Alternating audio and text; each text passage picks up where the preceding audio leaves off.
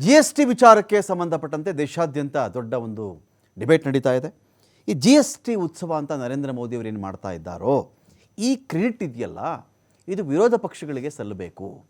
ಇಷ್ಟು ವರ್ಷಗಳ ಕಾಲ ಲಕ್ಷಾಂತರ ಕೋಟಿಗಳನ್ನು GST ರೂಪದಲ್ಲಿ ಸುಮಾರು 8 ವರ್ಷಗಳ ಕಾಲ ವಸೂಲಿ ಮಾಡಿರ್ತಕ್ಕಂತಹ ಕೇಂದ್ರ ಸರ್ಕಾರ ಈಗ ಆ್ಯಸ್ ಇಫ್ ಇದನ್ನು ಕಟ್ ಮಾಡುವ ಮೂಲಕವಾಗಿ ನಾವೇನೋ ಗಿಫ್ಟ್ ಕೊಡ್ತಾ ಇದ್ದೀವಿ ಅಂತ ಬಿಂಬಿಸ್ತಾ ಇದ್ದಾರೆ. ಏರಿಸಿದ್ದು ಇವರೇ. ಏರಿಸಿ 8 ವರ್ಷಗಳ ಕಾಲ ಆ GSTನ ಜನ ಕಟ್ಟಾಗಿದೆ. ಅದನ್ನು ಕಟ್ ಮಾಡಿದ ಮೇಲೆ ಕ್ರೆಡಿಟು ನಮಗೆ ಬೇಕು, ನಾವು ಮಾಡಿದ್ವಿ, ಗಿಫ್ಟ್ ಕೊಟ್ವಿ, ನವರಾತ್ರಿ ಗಿಫ್ಟ್ ಕೊಟ್ವಿ, ದೀಪಾವಳಿ ಗಿಫ್ಟ್ ಕೊಟ್ವಿ ಅಂತ ಮಾತಾಡ್ತಾ ಇದ್ದಾರೆ. ಇದು ಹೇಗೆ ಸರಿ? GST ವಿಚಾರದಲ್ಲಿ 7% ಅಷ್ಟು ಹಣ ರಾಜ್ಯಗಳದ್ದು ಹೋಗ್ತಾ ಇದೆ, 3% ಅಷ್ಟು ಹಣ ಮಾತ್ರ ಕೇಂದ್ರದ್ದು ಹೋಗ್ತಾ ಇರೋದು. ವಿಷಯ ಹೀಗಿದ್ದಾಗ ಕ್ರೆಡಿಟ್ ರಾಜ್ಯಗಳಿಗೆ ಬರಬೇಕಾಗಿತ್ತಾ, ಕೇಂದ್ರಕ್ಕೆ ಬರಬೇಕಾಗಿತ್ತಾ? ಇದು ಇನ್ನೊಂದು ವಾದ. ಪ್ರಪೋನೆಂಟ್ಸ್ದು ಇನ್ನೊಂದೇನಿದೆ ಅಂದರೆ, ಅಷ್ಟೊಂದು ಸ್ಲ್ಯಾಬ್ಸ್ ನಾವು ಕಟ್ ಮಾಡಿದ್ದೀವಿ, ಎಷ್ಟೊಂದು ಸ್ಲ್ಯಾಬ್ಗಳಿತ್ತು, ಬರೀ 5% ಸ್ಲ್ಯಾಬ್ ನಾವು ಮಾಡ್ಕೊಂಡಿದ್ದೀವಿ, 18% ಸ್ಲ್ಯಾಬ್ ಒಂದು ಇಟ್ಕೊಂಡಿದ್ದೀವಿ, 12 ಇಲ್ಲ 28 ಇಲ್ಲ. ಅಪೋನೆಂಟ್ಸು ಏನು ವಾದ ಮಾಡ್ತಾರೆ ಇದ್ರ ಬಗ್ಗೆ? ಅಲ್ಲ ರೀ, 40% ಒಂದು ಸ್ಲ್ಯಾಬ್ ಮಾಡಿದ್ದಾರೆ, ಇನ್ನೊಂದು ಕಡೆ 5% ಒಂದು ಸ್ಲ್ಯಾಬ್ ಮಾಡಿದ್ದಾರೆ, 18% ಒಂದು ಸ್ಲ್ಯಾಬ್ ಮಾಡಿದ್ದಾರೆ. ಎಲ್ಲ ಸರಿ ಎಷ್ಟ್ರಿ ಆಯಿತು? 63% ಆಯಿತು. ಹಿಂದೆ 5 + 8 + 12 5 12 18 28 ಇದೆಲ್ಲ ಸೇರಿದು 63 ಆಗೋದು. ಇಲ್ಲಿ ಬಿಟ್ಟಿರೋದು ಏನೂ ಇಲ್ಲ. ಇನ್ನೊಂದು ಕಡೆ ಕೆಲ ಮಿನಿಸ್ಟ್ರಿಗಳು ವಾದವನ್ನು ಮಾಡ್ತಾ ಇದ್ದಾರೆ. ನಮ್ಮ ರಾಜ್ಯಕ್ಕೆ 15,000 ಕೋಟಿ ಲಾಸ್ ಆಗ್ತಾ ಇದೆ, ಇನ್ಯಾವುದೋ ರಾಜ್ಯಕ್ಕೆ 8,000 ಕೋಟಿ ಲಾಸ್ ಆಗ್ತಾ ಇದೆ, ಇನ್ಯಾವುದೋ ರಾಜ್ಯಕ್ಕೆ 6,000 ಕೋಟಿ ಲಾಸ್ ಆಯಿತು. ಬೇರೆ ರಾಜ್ಯಗಳಿಗೆ ಲಾಸ್ ಆಗ್ತಿರ್ತಕ್ಕಂಥ ಪ್ರಮಾಣ ಹೇಳ್ತಾ ಇದ್ದಾರೆ. ಇದರ ಮಧ್ಯೆ ಇರ್ತಕ್ಕಂಥ ಆರ್ಗ್ಯುಮೆಂಟ್ ಏನು ಅಂದರೆ, ಕೇಂದ್ರವು ರಾಜ್ಯಗಳನ್ನು ಇಲ್ಲಿ ನೋಡಿದ್ರೆ ಬಿಂಬಿಸ್ತಾ ಇರೋದು ಹೇಗೆ ಅಂದರೆ, GST ಕಟ್ ಮಾಡಿ ಜನಗಳಿಗೆ ಹೆಲ್ಪ್ ಮಾಡ್ತಾ ಇದ್ದೀವಿ ಅಂತ. ಇಂಡೈರೆಕ್ಟ್ಲಿ ರಾಜ್ಯಗಳನ್ನು ಇದು ವೀಕ್ ಮಾಡ್ತಾ ಇದೆ, ಅಥವಾ ಅದರ ಪರಿಹಾರದ ಬಗ್ಗೆ ಇಲ್ಲಿ ಮಾತೇ ಇಲ್ಲ. ಯಾರನ್ನು ನಂಬೋಣ ನಾವು ಇದರಲ್ಲಿ? ಇದು ಬಿಡಿ, BJP, ಕಾಂಗ್ರೆಸ್, ಆಮ್ ಆದ್ಮಿ, JDS ಅಥವಾ TMC ಬೇರೆ ಪಾರ್ಟಿ ಅಂತ ಹೋದಾಗ ಬೇರೆನೇ ಆಗಿಬಿಡುತ್ತೆ. ಇದು ಪ್ಯೂರ್ಲಿ ಎಕನಾಮಿಕ್ಸ್, ಇದು ಪೂರ್ತಿ ಅರ್ಥಶಾಸ್ತ್ರ ಇದು. ಹಾಗಾದರೆ GST ವಿಚಾರದಲ್ಲಿ ನಿಜಕ್ಕೂ ಆಗಿರೋದು ಏನು? ಇದರ ಲಾಭನೇ ಆಗಿಲ್ವಾ? ಏನು ಲಾಭವೇ ನಡೆದಿಲ್ವಾ ಇದರಲ್ಲಿ? ಏರಿಸಿದ್ದು ಇಳಿಸಿದ ಮೇಲೆ ಏನು ಲಾಭ ಸಿಗ್ತಾ ಇಲ್ವಾ? ಇದೊಂದು ಪೊಲಿಟಿಕಲ್ ಗಿಮಿಕ್ಕಾ, ಅಥವಾ ಇದೊಂದು ಬಿಹಾರದ ಚುನಾವಣೆಗೆ ಮಾಡ್ತಿರ್ತಕ್ಕಂಥ ಸ್ಟಂಟಾ, ಅಥವಾ ಅಮೆರಿಕದ ಆರ್ಥಿಕ ನೀತಿಗಳು, ಭಾರತ ಒದ್ದಾಡಿದ್ದು, ಎಲ್ಲವುಗಳ ಮಧ್ಯೆ ಈ ಭಾರತದ ಒಬ್ಬ ಪ್ರಜೆಗೆ ನರೇಂದ್ರ ಮೋದಿ ಅವ್ರ ಕಡೆಯಿಂದ ಏನಾದರೂ ಸಿಗ್ತಾ ಇದೆಯಾ? ಎಲ್ಲ ವಿಚಾರಕ್ಕೆ ಸಂಬಂಧಪಟ್ಟಂತೆ ಡಿಬೇಟ್ ಸ್ಟಾರ್ಟ್ ಮಾಡ್ತಾಯಿದ್ದೀನಿ. ನಾನು ಪಾಲ್ಗೊಳ್ಳೋಕೆ ಇದರಲ್ಲಿ ಉಮೇಶ್ ಬಾಬು ಪೆಳ್ಳೆಗೌಡರು ಇದ್ದಾರೆ, ಆಮ್ ಆದ್ಮಿ ಪಕ್ಷದ ವಕ್ತಾರರು. ಸ್ವಾಗತ ನಿಮಗೆ ಉಮೇಶ್ ಬಾಬು ಅವರು ಈ ಒಂದು ಡಿಬೇಟ್ಗೆ. ರಘು ದೊಡ್ಡೇರಿ ಇದ್ದಾರೆ, ಸ್ವಾಗತ ರಘು ದೊಡ್ಡೇರಿ ಡಿಬೇಟ್ಗೆ. ಕೃಷ್ಣರಾಜು ಸರ್ ಇದ್ದಾರೆ, ಆರ್ಥಿಕ ತಜ್ಞರು. ಸ್ವಾಗತ ಕೃಷ್ಣರಾಜು ಸರ್ ತಮಗೆ ಒಂದು ಡಿಬೇಟ್ಗೆ. ನಮಸ್ತೆ, ಥ್ಯಾಂಕ್ ಯು. ನನ್ನ ಮೊದಲಿಗೆ ಉಮೇಶ್ ಬಾಬು ಅವ್ರು ಕೇಳಿಬಿಡ್ತೀನಿ. ಉಮೇಶ್, ಈ ಒಂದು ವಿಚಾರ ನಾವು ಕನ್ಸಿಡರ್ ಮಾಡಿದಾಗ ಇಲ್ಲಿ ಹೇಳೋದೇನು ಅಂತ ಹೇಳಿದ್ರೆ, 8 ವರ್ಷಗಳಲ್ಲಿ ಮೋರ್ ದ್ಯಾನ್ 55 lakh crore ಅಷ್ಟು ಹಣವನ್ನು ಕೇಂದ್ರ ಸಂಗ್ರಹ ಮಾಡಿದೆ.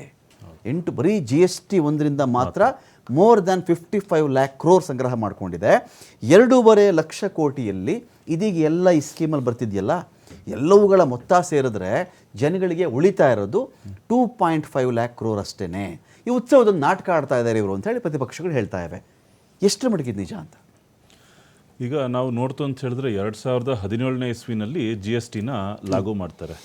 ವರ್ಷಾನುವರ್ಷವಾಗಿ ಕಲೆಕ್ಷನ್ ಜಾಸ್ತಿನೇ ಆಗ್ತಾ ಹೋಗಿದೆ. 7,19,000 ಕೋಟಿಯಿಂದ ಸ್ಟಾರ್ಟ್ ಆಗಿದೆ 2016-17 ಈಗ ಬಂದು 22 ಲಕ್ಷ ಕೋಟಿವರೆಗೂ ಆಗಿದೆ. ಸೊ ವರ್ಷಾನುವರ್ಷವಾಗಿ ಏರಿಕೆನೆ ನಾವು ನೋಡ್ತಾ ಇದ್ದೀವಿ. ಆದರೆ ನಮ್ಮ ದೇಶದ ಜನ ಒಂದು ಅರ್ಥ ಮಾಡ್ಕೋಬೇಕಾಗಿದೆ. ಏನು ಅಂತ ಹೇಳಿದ್ರೆ, ನಮ್ಮ ದೇಶದ ಜನ ತುಂಬಾ ಅಮಾಯಕರಿದ್ದಾರೆ.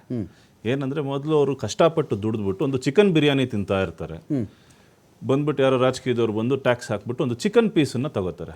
ಆವಾಗ ಏನು ಮಾಡ್ತಾರೆ, ಸುತ್ತಮುತ್ತ ನೋಡ್ಬಿಟ್ಟು ಅನ್ನದ ಜೊತೆಗೆ ಒಂದು ಸ್ವಲ್ಪ ತಿಳಿ ಸಾರು ಏನು ಹಾಕೊಂಡು ತಿಂತಾರೆ. ನೆಕ್ಸ್ಟ್ ಏನು ಮಾಡ್ತಾರೆ, ರಾಜಕೀಯದವ್ರು ಬಂದ್ಬಿಟ್ಟು ಅನ್ನನೇ ಕಿತ್ಕೊಬಿಡ್ತಾರೆ. ಆವಾಗ ಏನಪ್ಪ ಮಾಡೋದು ಅಂತ ಯೋಚನೆ ಮಾಡ್ತಿದ್ರೆ, ಆವಾಗ ಫ್ರೀ ರೈಸ್ ಅಂತ ಹೇಳ್ಬಿಟ್ಟು ಅನೌನ್ಸ್ ಮಾಡ್ತಾರೆ. ಈ GSTನ ಇವಾಗ ಏನು ಕ್ರೆಡಿಟ್ ವಾರ್ ತಗೋತಾ ಇದ್ದಾರೆ BJPನವರು, ಇದೇ ರೀತಿ ಇದೆ. 2017-18ರಲ್ಲಿ GST ಟ್ಯಾಕ್ಸ್ಗಳನ್ನು ಹಾಕಿದ್ರು, 5-6 ಸ್ಲ್ಯಾಬ್ ಮಾಡಿಬಿಟ್ಟು ಬಡವನ ಹೊಟ್ಟೆ ಮೇಲೆ ಹೊಡೆದ್ರು. ಈಗ ಬಂದ್ಬಿಟ್ಟು ಟ್ಯಾಕ್ಸ್ ಕಡಿಮೆ ಮಾಡಿದ್ದೀವಿ, ನೀವೆಲ್ಲ ಹೊಟ್ಟೆ ತುಂಬಿಕೊಳ್ಳಿ ಅಂತ ಹೇಳ್ತಾ ಇದ್ದಾರೆ. ನಾವು ಇದ್ರ ಹಿಂದಿನ ಮರ್ಮ ಅರ್ಥ ಮಾಡ್ಕೋಬೇಕು. ಇವಾಗ ಸೆಂಟ್ರಿಗೂ ಹಾಫ್ ಇಯರ್ಲಿ ಎಸ್ಟಿಮೇಟ್ ಪ್ರಕಾರ ಒಂದು 60,000 ಕೋಟಿಯಷ್ಟು ಲಾಸ್ ಆಗ್ತಿದೆ GST ಕಲೆಕ್ಷನ್. ಅದನ್ನ ಏನಕ್ಕೆ ಮಾಡ್ತಿದೆ ಸೆಂಟರ್ ಅಂತ ನಾವು ಯೋಚನೆ ಮಾಡಬೇಕಾಗಿದೆ. ಕೇಂದ್ರ ಸರ್ಕಾರ ಈಗ ನಮ್ಮ ದೆಹಲಿ ಚುನಾವಣೆಗಿಂತ ಮುಂಚೆ ಏನು ಮಾಡ್ತು ಅಂತ ಹೇಳಿದ್ರೆ, ಇನ್ಕಮ್ ಟ್ಯಾಕ್ಸ್ ಸ್ಲ್ಯಾಬಲ್ಲಿ ರಿವಿಷನ್ ಮಾಡಿದ್ರು. ನ್ಯೂ ಸ್ಕೀಮ್ ಓಲ್ಡ್ ಸ್ಕೀಮ್ ಅಂತೆಲ್ಲ ಬದಲಾವಣೆ ತಂದರು. ತಿರ್ಗಿ ಎಲೆಕ್ಷನ್ ಎಲ್ಲ ಆಗಿದಾದ್ಮೇಲೆ ಅದಕ್ಕೊಂದಷ್ಟು ಮಾಡಿಫಿಕೇಶನ್ಸ್ ತೊಗೊಂಬರ್ತಿದ್ದಾರೆ. ಈಗ ಬಿಹಾರದ ಚುನಾವಣೆ ಬೇಕಾಗಿದೆ ಓಕೆ ಮೋದಿ ಸರ್ಕಾರಕ್ಕೆ. ಯಾಕೆ ಅಂತ ಹೇಳಿದ್ರೆ ಇದು ಒಂದು ಸಮ್ಮಿಶ್ರ ಸರ್ಕಾರ. ನಿತೀಶ್ ಕುಮಾರ್ ಅವರು ಜೊತೆ ಸಮ್ಮಿಶ್ರ ಮಾಡ್ಕೊಂಡ್ಬಿಟ್ಟು ಅವರು ಸೆಂಟರಲ್ಲಿ ಪವರ್ ಮಾಡ್ಕೊಂಡಿದ್ದಾರೆ. ಈಗ ಅದೊಂದು ಅಖಾಡ ಆಗೋಗ್ಬಿಟ್ಟಿದೆ. ಆ ಬಿಹಾರ್ ಚುನಾವಣೆ ಗೆಲ್ಲೋದಕ್ಕೆ ಒಂದು GSTದು ಸ್ಲ್ಯಾಬ್ಸ್ ಬದಲಾವಣೆ ಮಾಡಿದೀವಿ ಅಂತ ಹೇಳ್ಬಿಟ್ಟು ಒಂದು ಪೊಲಿಟಿಕಲ್ ಗಿಮಿಕ್ ಮಾಡ್ತಾ ಇದ್ದಾರೆ ಅಂತ ಹೇಳಲಿಕ್ಕೆ ಬಯಸ್ತೀನಿ ನಾನು. ಇದು ಇನ್ನೊಂದು ಆ್ಯಂಗಲ್ ನೋಡೋದಾಯ್ತು ಅಂತ ಹೇಳಿದ್ರೆ, ನಾವು ಗ್ಲೋಬಲಿ ನೋಡೋದಾಯ್ತು ಅಂತ ಹೇಳಿದ್ರೆ, ಟ್ರಂಪ್ ಅನ್ನೋರು US ಪ್ರೆಸಿಡೆಂಟು ಹಲವಾರು ಟ್ಯಾರಿಫ್ಸನ್ನು ಹಾಕ್ತಾ ಇದ್ದಾರೆ ನಮ್ಮ ದೇಶದ ಮೇಲೆ. ಸೊ ಇದಕ್ಕೆ ಕೌಂಟರ್ ಆಗಿ ಏನಾದರೂ ಮಾಡಬೇಕು ಅಂತ ಹೇಳಿಬಿಟ್ಟು ಜನರ ಮನಸ್ಸನ್ನು ಡೈವರ್ಟ್ ಮಾಡಲಿಕ್ಕೆ ಎಲ್ಲ ಮಾಡಿ ಈ GST ಒಂದು ರಿಬೇಟ್ ಕೊಡ್ತಾ ಇದ್ದೀವಿ ಅಂತ ಹೇಳಿಬಿಟ್ಟು ಕಣ್ಣಿಗೆ ಮಣ್ಣೆರ್ಚ್ತಾ ಇದ್ದಾರೆ ಹೊರತು ಇದರಿಂದ ಎಫೆಕ್ಟಿವ್ ಆಗಿ ಜನಕ್ಕೆ ಏನು ಉಪಯೋಗ ಆಗಲ್ಲ. ಯಾಕೆ ಅಂತ ಹೇಳಿದ್ರೆ, ಇದು ನಾವು ನೋಡ್ತು ಅಂತ ಹೇಳಿದ್ರೆ ಈ 60,000 crores ಪರ್ ಇಯರ್ ಯಾವುದು ಲಾಸ್ ಆಗ್ತಿದೆ ಹಾಫ್ ಇಯರ್ಲಿ ಎಸ್ಟಿಮೇಟಲ್ಲಿ, ಇದು ಸರಿ ಹೋಗೋದಕ್ಕೆ ಇನ್ನು ನೆಕ್ಸ್ಟ್ 10 ವರ್ಷಗಳು ಬೇಕಾಗಿದೆ. ಓಕೆ ಎಕನಾಮಿಸ್ಟ್ ಅರವಿಂದ್ ಸುಬ್ರಹ್ಮಣ್ಯಂ ಅವ್ರ ಪ್ರಕಾರ ಇನ್ನು ನೆಕ್ಸ್ಟ್ 10 ಇಯರ್ಸ್ವರೆಗೂ ನಮ್ಮ GDP ಕುಂಠಿತಾನೇ ಆಗ್ತದೆ. ಸೊ ಇದು ದೇಶನ ಒಂದು ಹಿಂದೆಗೆ ಎಳೆಯುವಂತ ಕೆಲಸ ನಡೀತಿದೆ ಹೊರತು ಜನಗಳು ಏನು ಕಡಿಮೆ ಮಾಡಿದ್ರೆ ಹಿಂದಕ್ಕೆ ಎಳೆಯುತ್ತೆ ಅಂತೀರಾ, ಜಾಸ್ತಿ ಮಾಡಿದ್ರೆ ಜನಗಳಿಗೆ ದುಬಾರಿ ಆಯಿತು ಅಂತೀರಾ? ಯಾವ್ದು ನಂಬೋಣ ನಿಮ್ಮ ಮಾತಲ್ಲಿ? ಈಗ ಎಲ್ಲಿ ಜಾಸ್ತಿ ಮಾಡಿದ್ದಾರೆ, GST ಬಂದ್ಬಿಟ್ಟು 5% ಮಾಡಿದ್ದಾರೆ ಒಂದು, ಮತ್ತು 28% ಒಂದು, 40% ಒಂದು. ಈಗ ನೀವು ಮುಂಚೆನೇ ಹೇಳ್ತಿದ್ರಿ ಎಲ್ಲ ಸೇರಿಸ್ಬಿಟ್ಟು ಒಂದು 63 ಆಗುತ್ತೆ ಅದು. ಸೊ ನೆಟ್ 0 ಆಗ್ತಿದೆ. ಓಕೆ, ಬಟ್ ಇವ್ರು ಪ್ರೊಜೆಕ್ಟ್ ಮಾಡ್ತಿರೋದು ನಾವೇನೋ ಜಾಸ್ತಿ ಮಾಡಿದೀವಿ ಅಂತ ಹೇಳ್ಬಿಟ್ಟು, ಬಟ್ GDP ಕಾಂಟ್ರಿಬ್ಯೂಷನ್ ನಾವು ನೋಡಿದಾಗ ಇದು ಕಡಿಮೆನೇ ಆಗ್ತಿರೋದು. ಫೈನ್. ರಘು ಈಗ ಏನಾಗುತ್ತೆ ಅಂದರೆ, ಈಗ ಇಲ್ಲಿ ಅತಿ ದೊಡ್ಡ ಒಂದು ವಾದ ಏನು ಬರುತ್ತೆ ಅಂದರೆ, 40% ಒಂದು ಸ್ಲ್ಯಾಬ್ ಮಾಡಿದ್ದಾರೆ ನರೇಂದ್ರ ಮೋದಿಯವರು, ಶ್ರೀಮಂತರಿಗೆ ಮಾಡ್ಕೊಂಡಿದ್ದಾರೆ. 350cc and above, 1200cc and above ಕಾರ್ಗೆ, 350cc ಆ್ಯಂಡ್ ಅಬೌವ್ ಬೈಕ್ಗಳಿಗೆ ಈ ಥರದ್ದು ಮಾಡಿದಾರಪ್ಪ. ಜನಬಳಕೆಯ ದಿನಬಳಕೆಯ ಎಷ್ಟೋ ವಸ್ತುಗಳನ್ನು 5% ತೊಗೊಂಡು ಬಂದಿದ್ದಾರೆ ಅವರು. ಇಲ್ಲವೇ 0% ಮಾಡಿದ್ದಾರೆ. ಶ್ರೀಮಂತರಿಂದ ಮೊದಲಿಂದ ಇದ್ದ ವಾದ ಏನು? ಶ್ರೀಮಂತರ ತೆರಿಗೆ ಹಾಕ್ಕೊಳ್ಳಿರಿ, ಬಡವ್ರಿಗೆ ಮಾಡಬಾರ್ದು, ಇವರು ಉದ್ಯಮಿಗಳ ಪರವಾಗಿ, ಶ್ರೀಮಂತರ ಪರವಾಗಿ ಅಂತ ವಾದ ಇತ್ತಲ್ಲ. ಈಗ ಅವ್ರು 40% ಮಾಡೋದು ಅದನ್ನು ನೀವು ಒಪ್ಪಕ್ಕೆ ರೆಡಿ ಇಲ್ಲ. ಚೆನ್ನಾಗಿ ವಸೂಲಿ ಮಾಡಿಬಿಟ್ಟು ಕಡಿಮೆ ಮಾಡಿದ್ದಾರೆ ಅಂತ ಹೇಳ್ತೀರಿ. ಟ್ಯಾಕ್ಸು ಅದನ್ನೊಂದು 16 ಥರ ಟ್ಯಾಕ್ಸ್ ಇತ್ತು, ಎಲ್ಲ ತೆಗೆದು ಏಕರೂಪದಲ್ಲಿ ಒಂದು GST ಅಂತ ಮಾಡ್ಕೊಂಡು ಬಂದರು. ನಿಮಗೆ ಏನು ಒಪ್ಪದೇ ಇದ್ರೆ ಹೆಂಗೆ ಅಂತ? ಮೊದಲನೇದಾಗಿ ರಮಾಕಾಂತ್, ನಾಡಿನ ಜನತೆಗೆ ದಸರಾ ಹಬ್ಬದ ಶುಭಾಶಯಗಳು. ಸೊ ನಾವು ಇವತ್ತೇನು ಮಾತಾಡ್ತಾ ಇದ್ದೀವಿ, ಇವತ್ತೇನು GST ನಿಜವಾಗ್ಲೂ ದೇಶದ ಪ್ರತಿಯೊಬ್ಬರು ಮನೆಗೇನೋ ತಲುಪ್ತಾ ಇದೆಯಲ್ಲ, ಅದಕ್ಕೆ ನಿಜವಾಗ್ಲೂ ಒಂದು ನಾವು ಕಾರಣಭೂತರು ಮತ್ತು ಥ್ಯಾಂಕ್ಸ್ ಹೇಳಬೇಕು ಅಂದರೆ ಮನೆ ರಾಹುಲ್ ಗಾಂಧಿ ಅವ್ರಿಗೆ ಹೇಳಬೇಕು. ಯಾಕೆ ಅಂತ ಹೇಳಿದ್ರೆ, ಈ ಸಮಸ್ಯೆ ಬಗ್ಗೆ ಗಬ್ಬರ್ ಸಿಂಗ್ ಟ್ಯಾಕ್ಸ್ ಅಂತ ಹೇಳಿ ಇಡೀ ದೇಶದ ಗಮನವನ್ನು ಸೆಳೆದಂಥ ಮನೆ ರಾಹುಲ್ ಗಾಂಧಿ ಅವರಿಗೆ ಹೃತ್ಪೂರ್ವಕವಾದ ಧನ್ಯವಾದಗಳಂತ ಅರ್ಪಿಸ್ತೇನೆ. ರಾಜ್ಯ ಸರ್ಕಾರವಾಗ ಅವ್ರು ಮಾಡಬೇಕಾಗಿತ್ತು. ನಿಜವಾಗ್ಲೂ ಅವ್ರೇನಾದ್ರು GST ಕಡಿಮೆನೇ ಮಾಡ್ತೀನಿ, ದೇಶದ ಜನತೆಗೆ ಅನುಕೂಲ ಮಾಡ್ತೀನಿ ಅಂತ ಅನ್ನೋದಾಗಿದ್ದರೆ ಅವರು 2017ರಲ್ಲಿ ಗಬ್ಬರ್ ಸಿಂಗ್ ಅಂತ ಏನು ನಾವು ಗಲಾಟೆ ಮಾಡಿದ್ವಲ್ಲ, ಆ ಗಲಾಟೆ ಮಾಡಿದಾಗೆ ಬರಬೇಕಾಗಿತ್ತು, ಮಾಡಿಲ್ಲ ಅವರು. ಸೊ ಅಂದರೆ ಅವರು ರಾಜ್ಯದ ಮತ್ತು ದೇಶದ ಜನತೆಗೆ ಅನುಕೂಲ ಮಾಡುವಂಥ ಪರಿಸ್ಥಿತಿ ಅಲ್ಲ. ಮತ್ತು ನೀವೊಂದು ಮಾತನ್ನು ಹೇಳಿದ್ರಿ, ಸೊ ಯಾಕಿದನ್ನು ಇದು ಒಂದು ದೇಶದಕ್ಕೆ ಮಾರಕವಾದಂಥ GST ಅಂತ ಹೇಳ್ತೀನಿ ಅಂತಂದರೆ, ಅಥವಾ ಇವ್ರು ಮಾಡಿರ್ತಕ್ಕಂಥದ್ದು ಒಂದು ಕನ್ನಡದಲ್ಲಿ ಒಂದು ಗಾದೆ ಇದೆ, ಊರೆಲ್ಲ ಕೊಳ್ಳೆ ಹೊಡೆದು ಹೋದ್ಮೇಲೆ ಊರು ಬಾಗಿಲು ಹಾಕೊಂಡ್ರು ಅಂತ ಹೇಳಿ. ಸೊ ಹಾಗಾಗಿ 109 ಲಕ್ಷ ಕೋಟಿ, ಓಕೆ ನೀವು ಹೇಳಿದ್ದು ನಾವು ರಾಜ್ಯ ಸರ್ಕಾರಕ್ಕಲ್ಲ ಕೇಂದ್ರ ಸರ್ಕಾರಕ್ಕೆ ಹೋಗಿರ್ತಕ್ಕಂಥದ್ದು 109 ಲಕ್ಷ ಕೋಟಿ. ಅಂದರೆ ಕರ್ನಾಟಕದ ಎಷ್ಟು ಸರಿಸುಮಾರು 20 ವರ್ಷದ ಸರಿಸುಮಾರು 24 ವರ್ಷದ ಬಡ್ಜೆಟ್ ಗಾತ್ರ ಎಷ್ಟಿದೆಯೋ ಅಷ್ಟನ್ನ GST ಕೇಂದ್ರ ಸರ್ಕಾರ ತೆಗೆದುಕೊಂಡು ಹೋಗಿದೆ. ಸೊ ಅಷ್ಟು ತಿಂದು ತೇಗಿದ ನಂತರ ಅಷ್ಟು ಹಣವನ್ನ ಈ ದೇಶದ ಜನರ ಬಡವರ ರಕ್ತವನ್ನ ಹೀರಿ ತೆಗೆದುಕೊಂಡು ಹೋಗಿರ್ತಕ್ಕಂಥ ಹಣವನ್ನ ಕೊಳ್ಳೆ ಹೊಡೆದ ನಂತರ ನರೇಂದ್ರ ಮೋದಿ ಅವರು ಮನೆ ಕಟ್ಕೊಂಡ್ಬಿಟ್ರಾ? ಯಾರು? ನರೇಂದ್ರ ಮೋದಿ ಮನೆ ಕಟ್ಕೊಂಡ್ಬಿಟ್ಟಿರ್ತಾರೆ. ಅಲ್ಲ, ಅವ್ರ ಫ್ರೆಂಡ್ಗಳು ಕೊಟ್ಟಿದ್ದಾರೆ. ಮನೆ ಕಟ್ಕೊಂಡವರೆಲ್ಲ ಅಲ್ಲ, ಅವ್ರ ಫ್ರೆಂಡ್ಗಳು ಏನು ಇಲ್ದವ್ರು ಇವತ್ತು ಏನೇನಾಗಿದ್ದಾರೆ ಅಂತ ನಿಮ್ಗೆ ಗೊತ್ತು. ಆ ಚರ್ಚೆ ಇನ್ನೊಂದಿನ ಮಾಡೋಣ. ಈ ಚರ್ಚೆ ಮಾಡೋಣ ಅಂದ್ರೆ ಕಂಟಿನ್ಯೂ ಮಾಡ್ತೀವಿ. ಬಟ್ ನಿಜವಾಗ್ಲೂ ವಾಸ್ತವವಾದ ಅಂಶ ತಪ್ಪೋಗ್ತದೆ ಅಂತೇಳಿ ಆ ರೂಟಲ್ಲಿ ಹೋಗೋದು ಬೇಡ ಅಂತೇಳಿ ನಾನು ಚರ್ಚೆ ಮಾಡ್ತಾ ಇಲ್ಲ. ಆದ್ರೆ ನಿಜವಾಗ್ಲೂ ಏನ್ ಮಾಡ್ತಿದ್ದಾರೆ ಅಂತಂದ್ರೆ, ಇದು 1.9 ಲಕ್ಷ ಕೋಟಿ ಕೊಳ್ಳೆ ಹೊಡೆದಿದ್ದು ಏನ್ ಮಾಡಿದ್ದಾರೆ? ಯಾವ್ದಾನ ಒಂದು ದೇಶಕ್ಕಾಗಿರ್ತಕ್ಕಂಥ ಒಳ್ಳೆ ಕೆಲಸ ಮಾಡಿದ್ದಾರಾ? ಇಲ್ಲ. ಕಳ್ಳರುಗಳು ಎತ್ಕೊಂಡು ಹೋಗಿದ್ರು, 14 ಲಕ್ಷ ಕೋಟಿ ಕದ್ಕೊಂಡು ಹೋದ್ರು, ಏನು ಮಾತಾಡ್ಲೇ ಇಲ್ಲ. ನಿಮ್ಮ ಅವಧಿಲೇ ಸಾಲ ಕೊಟ್ಟಿದ್ದೀರಲ್ಲ? ಅಲ್ಲ, ಸಾಲ ಕೊಟ್ಟಿದ್ ನಾವಲ್ಲ, ನಾವು ಕೊಟ್ಟ ಮೇಲೂ ಇವ್ರು ಮತ್ತೆ ವಾಪಸ್ ಕೊಟ್ಟಿದ್ದಾರೆ. ನಾವು ವಾಪಸ್ ಕೊಟ್ಟು ತಗೊಂಡಿದ್ವಿ. ಆದ್ರೆ ಕಳ್ಳರನ್ನ ವಾಪಸ್ 14 ಲಕ್ಷ ಕೋಟಿನ ವೇ ಆಫ್ ಮಾಡಿದ್ದಾರೆ. NP ಆಗಿದ್ದಂತ 14 ಲಕ್ಷ ಕೋಟಿನ ಇವತ್ತು ರೈಟ್ ಆಫ್ ಮಾಡಿದಾರೆ ಅವರು ಇವರೇನೆ. ಅಂದ್ರೆ ಇವರು ಶ್ರೀಮಂತರ ಇವರು ಪರವಾದಂತ ಅಂತ ಯಾಕೆ ಹೇಳ್ತೀನಿ ಅಂತಂದ್ರೆ, ರೈಟ್ ಆಫ್ ಮಾಡ್ಬಿಟ್ಟಿಲ್ಲ, ಬುಕ್ಕಲ್ಲಿ ಬೇರೆ ಬುಕ್ಕಲ್ಲಿ ಒಂದು ಮೂಲೆಯಲ್ಲಿ ಬರ್ದಿದೀವಿ ಅಂತ. ಬೇರೆ ಬುಕ್ಕಲ್ಲ, ಅವರನ್ನ ಒಂದ್ ಕಡೆ ಸಾಲ ಇವರೇ ಪೇಜಲ್ಲಿ ಒಂದ್ ಕಡೆ ಇವರೇ ಸಾಲ ಕೊಡೋದು, Okay. ಅವ್ರು ಒಂದ್ ಕಡೆ ಸಾಲ ಕೊಟ್ಟಿದ್ದಾನೆ, ಅವ್ರು ಇನ್ನು ಬೇರೆ ಕಡೆ ಡೈವರ್ಟ್ ಮಾಡ್ಕೊಳ್ತಾರೆ, ಬಿಸ್ನೆಸ್ ಮಾಡ್ಕೊಂಡು ಅದನ್ನ ಅಮೌಂಟ್ ನ ಬೇರೆ ಕಡೆ ಟ್ರಾನ್ಸ್ಫರ್ ಮಾಡ್ಕೊಂಡು ಸೆಟ್ಲ್ ಮಾಡ್ಕೊಂಡು ಬೇರೆ ದೇಶದಲ್ಲಿ ಹೋಗಿ ಇನ್ವೆಸ್ಟ್ ಮಾಡ್ತಾರೆ. ಇನ್ವೆಸ್ಟ್ ಮಾಡಿದ ನಂತರ ಅವ್ರ ಕಂಪ್ನಿನ ಕ್ಲೋಸ್ ಆಗಿದೆ ಅಂತ ಹೇಳಿ, ಲಾಸ್ ಆಗಿದೆ ಅಂತ ತೋರಿಸ್ಬಿಟ್ಟು ರೈಟ್ ಆಫ್ ಮಾಡಿ ಅಂತ ಬರ್ತಾರೆ. NPA ಆಗುತ್ತೆ, NPA ರೈಟ್ ಆಫ್ ಮಾಡ್ತಾರೆ. ಅಂದ್ರೆ ಅಂತ ಅರ್ಥ, ಕೇಂದ್ರ ಸರ್ಕಾರ ಏನು ದುಡ್ಡನ್ನ ಪ್ರಿಂಟ್ ಮಾಡಿ ಅವರ ಫ್ರೆಂಡ್ಗಳಿಗೆ ಉಚಿತವಾಗಿ ಹಂಚಿದಂಗಿದೆ. ಉಚಿತವಾಗಿ ಹಂಚಿರ್ತಕ್ಕಂಥ ಹಣ. ಇನ್ನೊಂದು ವಿಚಾರವನ್ನ ನಾವು ಯಾಕೆ ಬಿಜೆಪಿ ಯಾವಾಗ್ಲೂ ಶ್ರೀಮಂತರ ಪರವಾಗಿ ಅಂತ ಹೇಳಿದ್ರೆ, ಈ ದೇಶದಲ್ಲಿ ಕಲೆಕ್ಟ್ ಆಗಿರ್ತಕ್ಕಂಥ GST ನಲ್ಲಿ 70% ಬಡವರ ಹಣ, ಶ್ರೀಮಂತರ ಹಣ. ಇವ್ರು 28% ಇದ್ದಂತ ಏನು ತೆರಿಗೆನ 23% ತಂದಿರೋದ್ರಲ್ಲಿ ಕಟ್ತಾ ಇರ್ತಕ್ಕಂಥ ಕೇವಲ 2 ರಿಂದ 3 ಲಕ್ಷ ಕೋಟಿ ಅಷ್ಟೇನೆ. ಆದ್ರೆ ಬಡವರ ತೆರಿಗೆಯಿಂದ ಏನು ಬಡವರ ಬೆವರಿನ ಹನಿಯಿಂದ ಕಟ್ತಾ ಇರ್ತಕ್ಕಂಥ ಹಣದಲ್ಲಿ ಇವರು 5% ಮಾಡಿದಾರೆ, ಇಲ್ಲ 0% ಮಾಡಿದಾರಪ್ಪ ಇವಾಗ ಟ್ಯಾಕ್ಸ್. ಬಡವರು ಬಳಸ್ತಕ್ಕಂಥ ಪದಾರ್ಥಗಳು. ಸ್ಪ್ಲೆಂಡರ್ ಯಾರು ಬಳಸ್ತಾರೆ? ಸ್ಪ್ಲೆಂಡರ್ ಇರ್ಲಿ, ನೀವು ಮೊಸರು ಮೇಲೆ ಹಾಕಿದ್ರಲ್ಲ, ಅಲ್ಲ ಮೊಸರು ಮೇಲೆ ಯಾರು ತೆರಿಗೆ ಹಾಕ್ದವ್ರು? ಹಾಲು ಮೊಸರು ಮೇಲೆ ತೆರಿಗೆ ಹಾಕ್ತಾರ. ಎಲ್ಲಿ ತೆಗ್ದಿದ್ದೀರಿ? ಇವಾಗ್ಲೂ 5% ಇದೆ ತುಪ್ಪದ ಮೇಲೆ. ಏನಂತ ಅರ್ಥ, ಎಲ್ಲವನ್ನು ಕೊಳ್ಳೆ ಹೊಡೆದ ನಂತರ ಕೇವಲ ರಾಜಕೀಯ ಲಾಭಕ್ಕೋಸ್ಕರ, ಚುನಾವಣಾ ಲಾಭಕ್ಕೋಸ್ಕರ ವಿರೋಧ ಪಕ್ಷಗಳಿಗೆ ಇದು ಕೌಂಟರ್ ಕೊಡಕ್ಕೆ ಏನೂ ಇಲ್ಲ. ಅಲ್ಲ, ವಿರೋಧ ಪಕ್ಷಕ್ಕೆಲ್ಲ ನಾವೇ ಮಾಡಿದ್ದಲ್ಲ ಇದು. ನಾವು ಆಗ್ರಹ ಮಾಡಿದ್ಮೇಲೆ ನೀವು ಮಾಡಿರೋದು. ಇಲ್ಲಾಂದ್ರೆ ನೀವೆಲ್ಲಿ ಮಾಡ್ತಿದ್ರಿ? ನೀವು ಮಾಡೋರಾಗಿದ್ದಿದ್ರಿ 8 ವರ್ಷ ಆದ್ಮೇಲೆ ಯಾಕೆ ಮಾಡ್ತಿದ್ರಿ? ಮಾಡ್ತಿರ್ಲಿಲ್ಲ. ಸೊ ಹಾಗಾಗಿ ವಿರೋಧ ಪಕ್ಷದವರು ಏನು ಹೋರಾಟ, ನಿಮ್ಗೆ ಇನ್ನೊಂದು ಒಂದ್ ನಿಮಿಷ ಬರ್ತೀನಿ. ಕೃಷ್ಣರಾಜು ಸರ್ ಇದ್ದಾರೆ. ಕೃಷ್ಣರಾಜು ಸರ್, ಈಗ ಇದು ರಾಜಕೀಯ ಬಿಡಿ ಸರ್. ಈಗ ದೀದಿ ಒಂಥರ ಮಾತಾಡ್ತಾರೆ, ಮೋದಿ ಒಂಥರ ಮಾತಾಡ್ತಾರೆ, ಕಾಂಗ್ರೆಸ್ ಅವರು ಒಂಥರ ಮಾತಾಡ್ತಾರೆ, ಆಮ್ ಆದ್ಮಿ ಅವರು ಒಂಥರ ಮಾತಾಡ್ತಾರೆ. GST ಓಲ್ಡ್ ಸ್ಲ್ಯಾಬ್ಸ್ ಮತ್ತು ನ್ಯೂ ಸ್ಲ್ಯಾಬ್ಸಲ್ಲಿ ಒಂದೆರಡು ಕಡಿಮೆ ಆಗಿರಬಹುದು, ಬಟ್ ಇನ್ ಟೋಟಲ್ ಬಂದರೆ 63% ಇದೆ. ಅದು ಹಳೇದು ಲೆಕ್ಕ ಹಾಕಿದ್ರು 63% ಬರುತ್ತೆ ಟೋಟಲ್ ಮಾಡ್ಕೊಂಡು ಎಲ್ಲ ಸ್ಲ್ಯಾಬ್ಸನ್ನು. ಹೊಸದು ಲೆಕ್ಕ ಹಾಕಿದ್ರು 63% ಅದಿರೋದು. ಪ್ರಶ್ನೆ ಏನು ಅಂತ ಹೇಳಿದ್ರೆ, ಇಲ್ಲಿ ವಾದ ಏನು ಅಂದರೆ, ಬಡವರಿಗೆ 18% ಇದ್ದಿದ್ದು 5%ಗೆ ಬಂದಿದೆ. ಕೆಲವು 5% ಇದ್ದಿದ್ದು 0% ಕೂಡ ಆಗಿದೆ. ಒಂದು ಯಾವುದೋ ಕೆಲವು ವಸ್ತು ಪರ್ಚೇಸ್ ಮಾಡೋಕೆ ಹೋದಾಗ 5,000 ಉಳಿಯುತ್ತೆ, 10,000 ಉಳಿಯುತ್ತೆ, 15,000 ಉಳಿಯುತ್ತೆ, 50,000 ಉಳಿಯುತ್ತೆ. ರೈತರಿಗೆ ಟ್ರ್ಯಾಕ್ಟರ್ ಕೊಂಡ್ಕೊಳ್ಳೋಕೆ ಹೋಗ್ತಾರೆ, ಅವಾಗೇನೋ ಉಳಿಯುತ್ತೆ. ಈ ಉಳಿಯುವ ವಿಚಾರಗಳಿಂದ ಜನಗಳಿಗೆ ಏನು ಲಾಭ ಇಲ್ವಾ ಸರ್ ಇದರಲ್ಲಿ?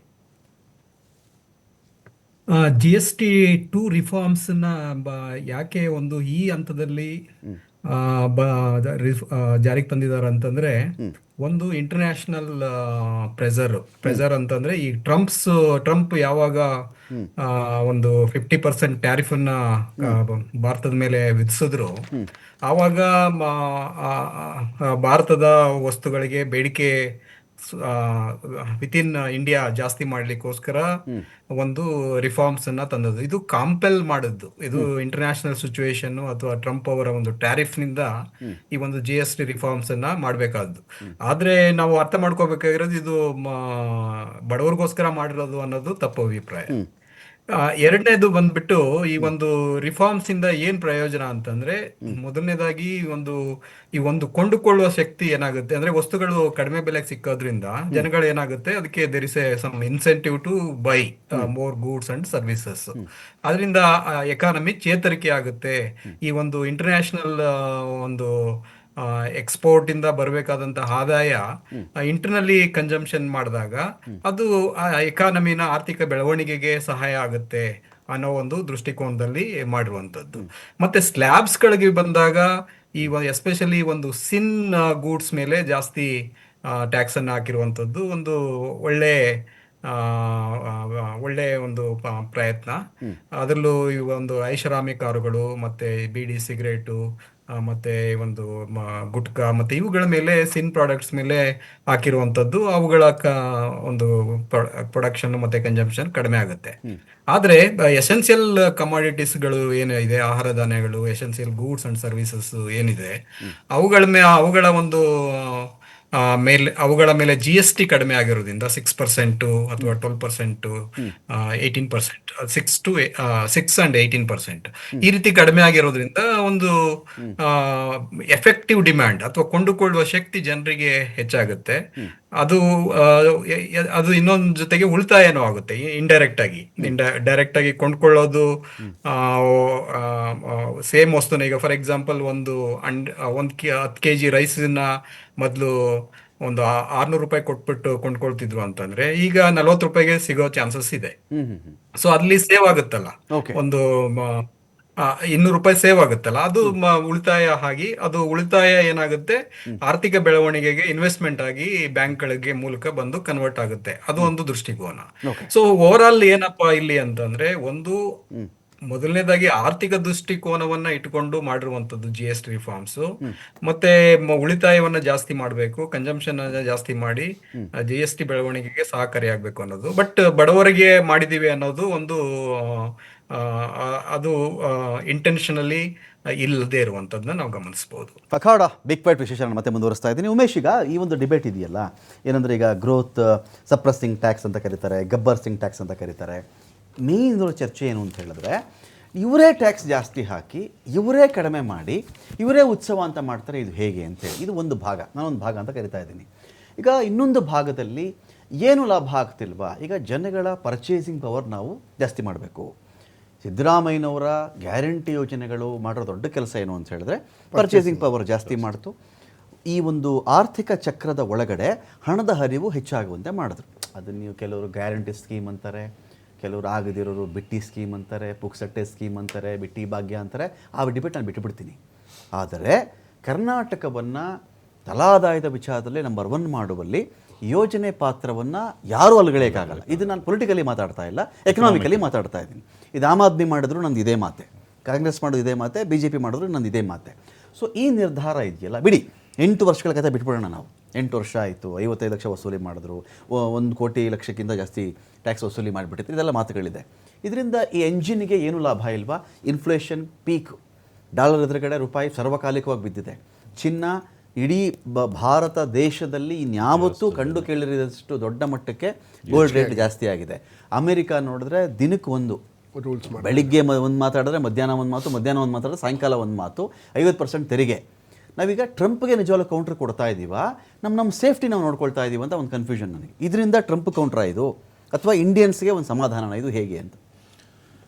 ಈಗ ಇದು ಹೇಳಬೇಕು ಅಂತ ಹೇಳಿದ್ರೆ, ಟ್ರಂಪ್ಗೆ ಕೌಂಟ್ರ್ ಕೊಟ್ಟಿದೀವಾ ಇಲ್ವಾ ಅನ್ನೋದಕ್ಕೆ ನಾವು ನೋಡ್ತು ಅಂತ ಹೇಳಿದ್ರೆ, H1B ವೀಸಾದು ರೇಟ್ ನೋಡಿದ್ರೆ ಗೊತ್ತಾಗ್ಬಿಡುತ್ತೆ. ಇವಾಗ ಅದು $100,000 ಆಗಿದೆ.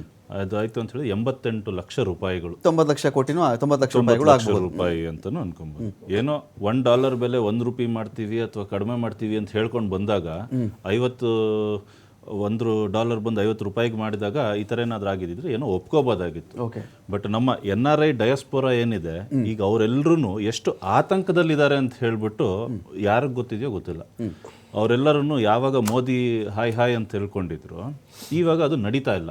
ಅವರು ಏನಂತ ಹೇಳಿದ್ರೆ, ಮೊದಲನೇದಾಗಿ ನಮ್ಮ ಎಸ್ಪೆಷಲಿ ನಮ್ಮ ಇಂಡಿಯಾದಲ್ಲಿ ಬೆಂಗಳೂರು, ಹೈದರಾಬಾದ್, ಪುಣೆ ಮತ್ತು ಗುರ್ಗಾಂವ್ ಏನಿದೆ, ಒಂದು IT ಹಬ್ ಇದ್ದಂಗೆ.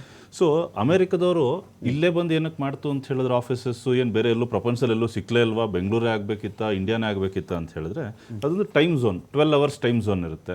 ಅವರು 24 ಅವರ್ಸ್ ಬಿಸ್ನೆಸ್ ರನ್ ಮಾಡ್ಬೋದು. ಸೊ ಅವ್ರು ಮಲಗಿದ್ದಾಗೂ ನಮ್ಮ ಇಂಡಿಯಾದಲ್ಲಿ ಕೆಲಸ ಮಾಡ್ತಿರ್ತಾರೆ, ಹೋಗ್ಬೇಕಿದ್ದಾಗ ಒಂದು ಟ್ರಾನ್ಸಿಷನ್ ಫೇಸಲ್ಲಿ ಮಾಡಿಬಿಟ್ಟು ಹೋಗ್ತಾರೆ. ಸೊ ಇಂಥ ಒಂದ್ರ ಮೇಲೆ ನಾವು ಹೊಡೆತ ಬೀಳುತ್ತೆ ಇನ್ನು ಮುಂದಿನ ದಿನಗಳಲ್ಲಿ. ಯಾಕೆ ಅಂತ ಹೇಳಿದ್ರೆ, ಟ್ರಂಪ್ ಮಾಡಿರೋದ್ರಿಂದ USA ಒಂದು ಕಂಪನಿ ಇರ್ತದೆ, ಅದರದ್ದು ODC ಸೆಂಟರ್ ಬಂದ್ಬಿಟ್ಟು ಇಂಡಿಯಾದಲ್ಲಿರುತ್ತೆ. ಸೊ ಅದ್ರ ಮೇಲೆ ಅವರು ಸೇವಿಂಗ್ಸ್ ಮಾಡ್ಕೊತಾ ಇದ್ರು. ಇಂಡಿಯಾದಲ್ಲಿ ಆಗೋ ಕಂಪನಿ ನಮಗೆ ಡಾಲರ್ ರೇಟಲ್ಲಿ ಬರುತ್ತೆ. ಸೊ ಒಂದು IT ಲೈಫ್ ಇರ್ತಿತ್ತು. ಸೊ ಇನ್ನು ಮುಂದೆ ಅದೆಲ್ಲ ಬದಲಾಗತ್ತೆ.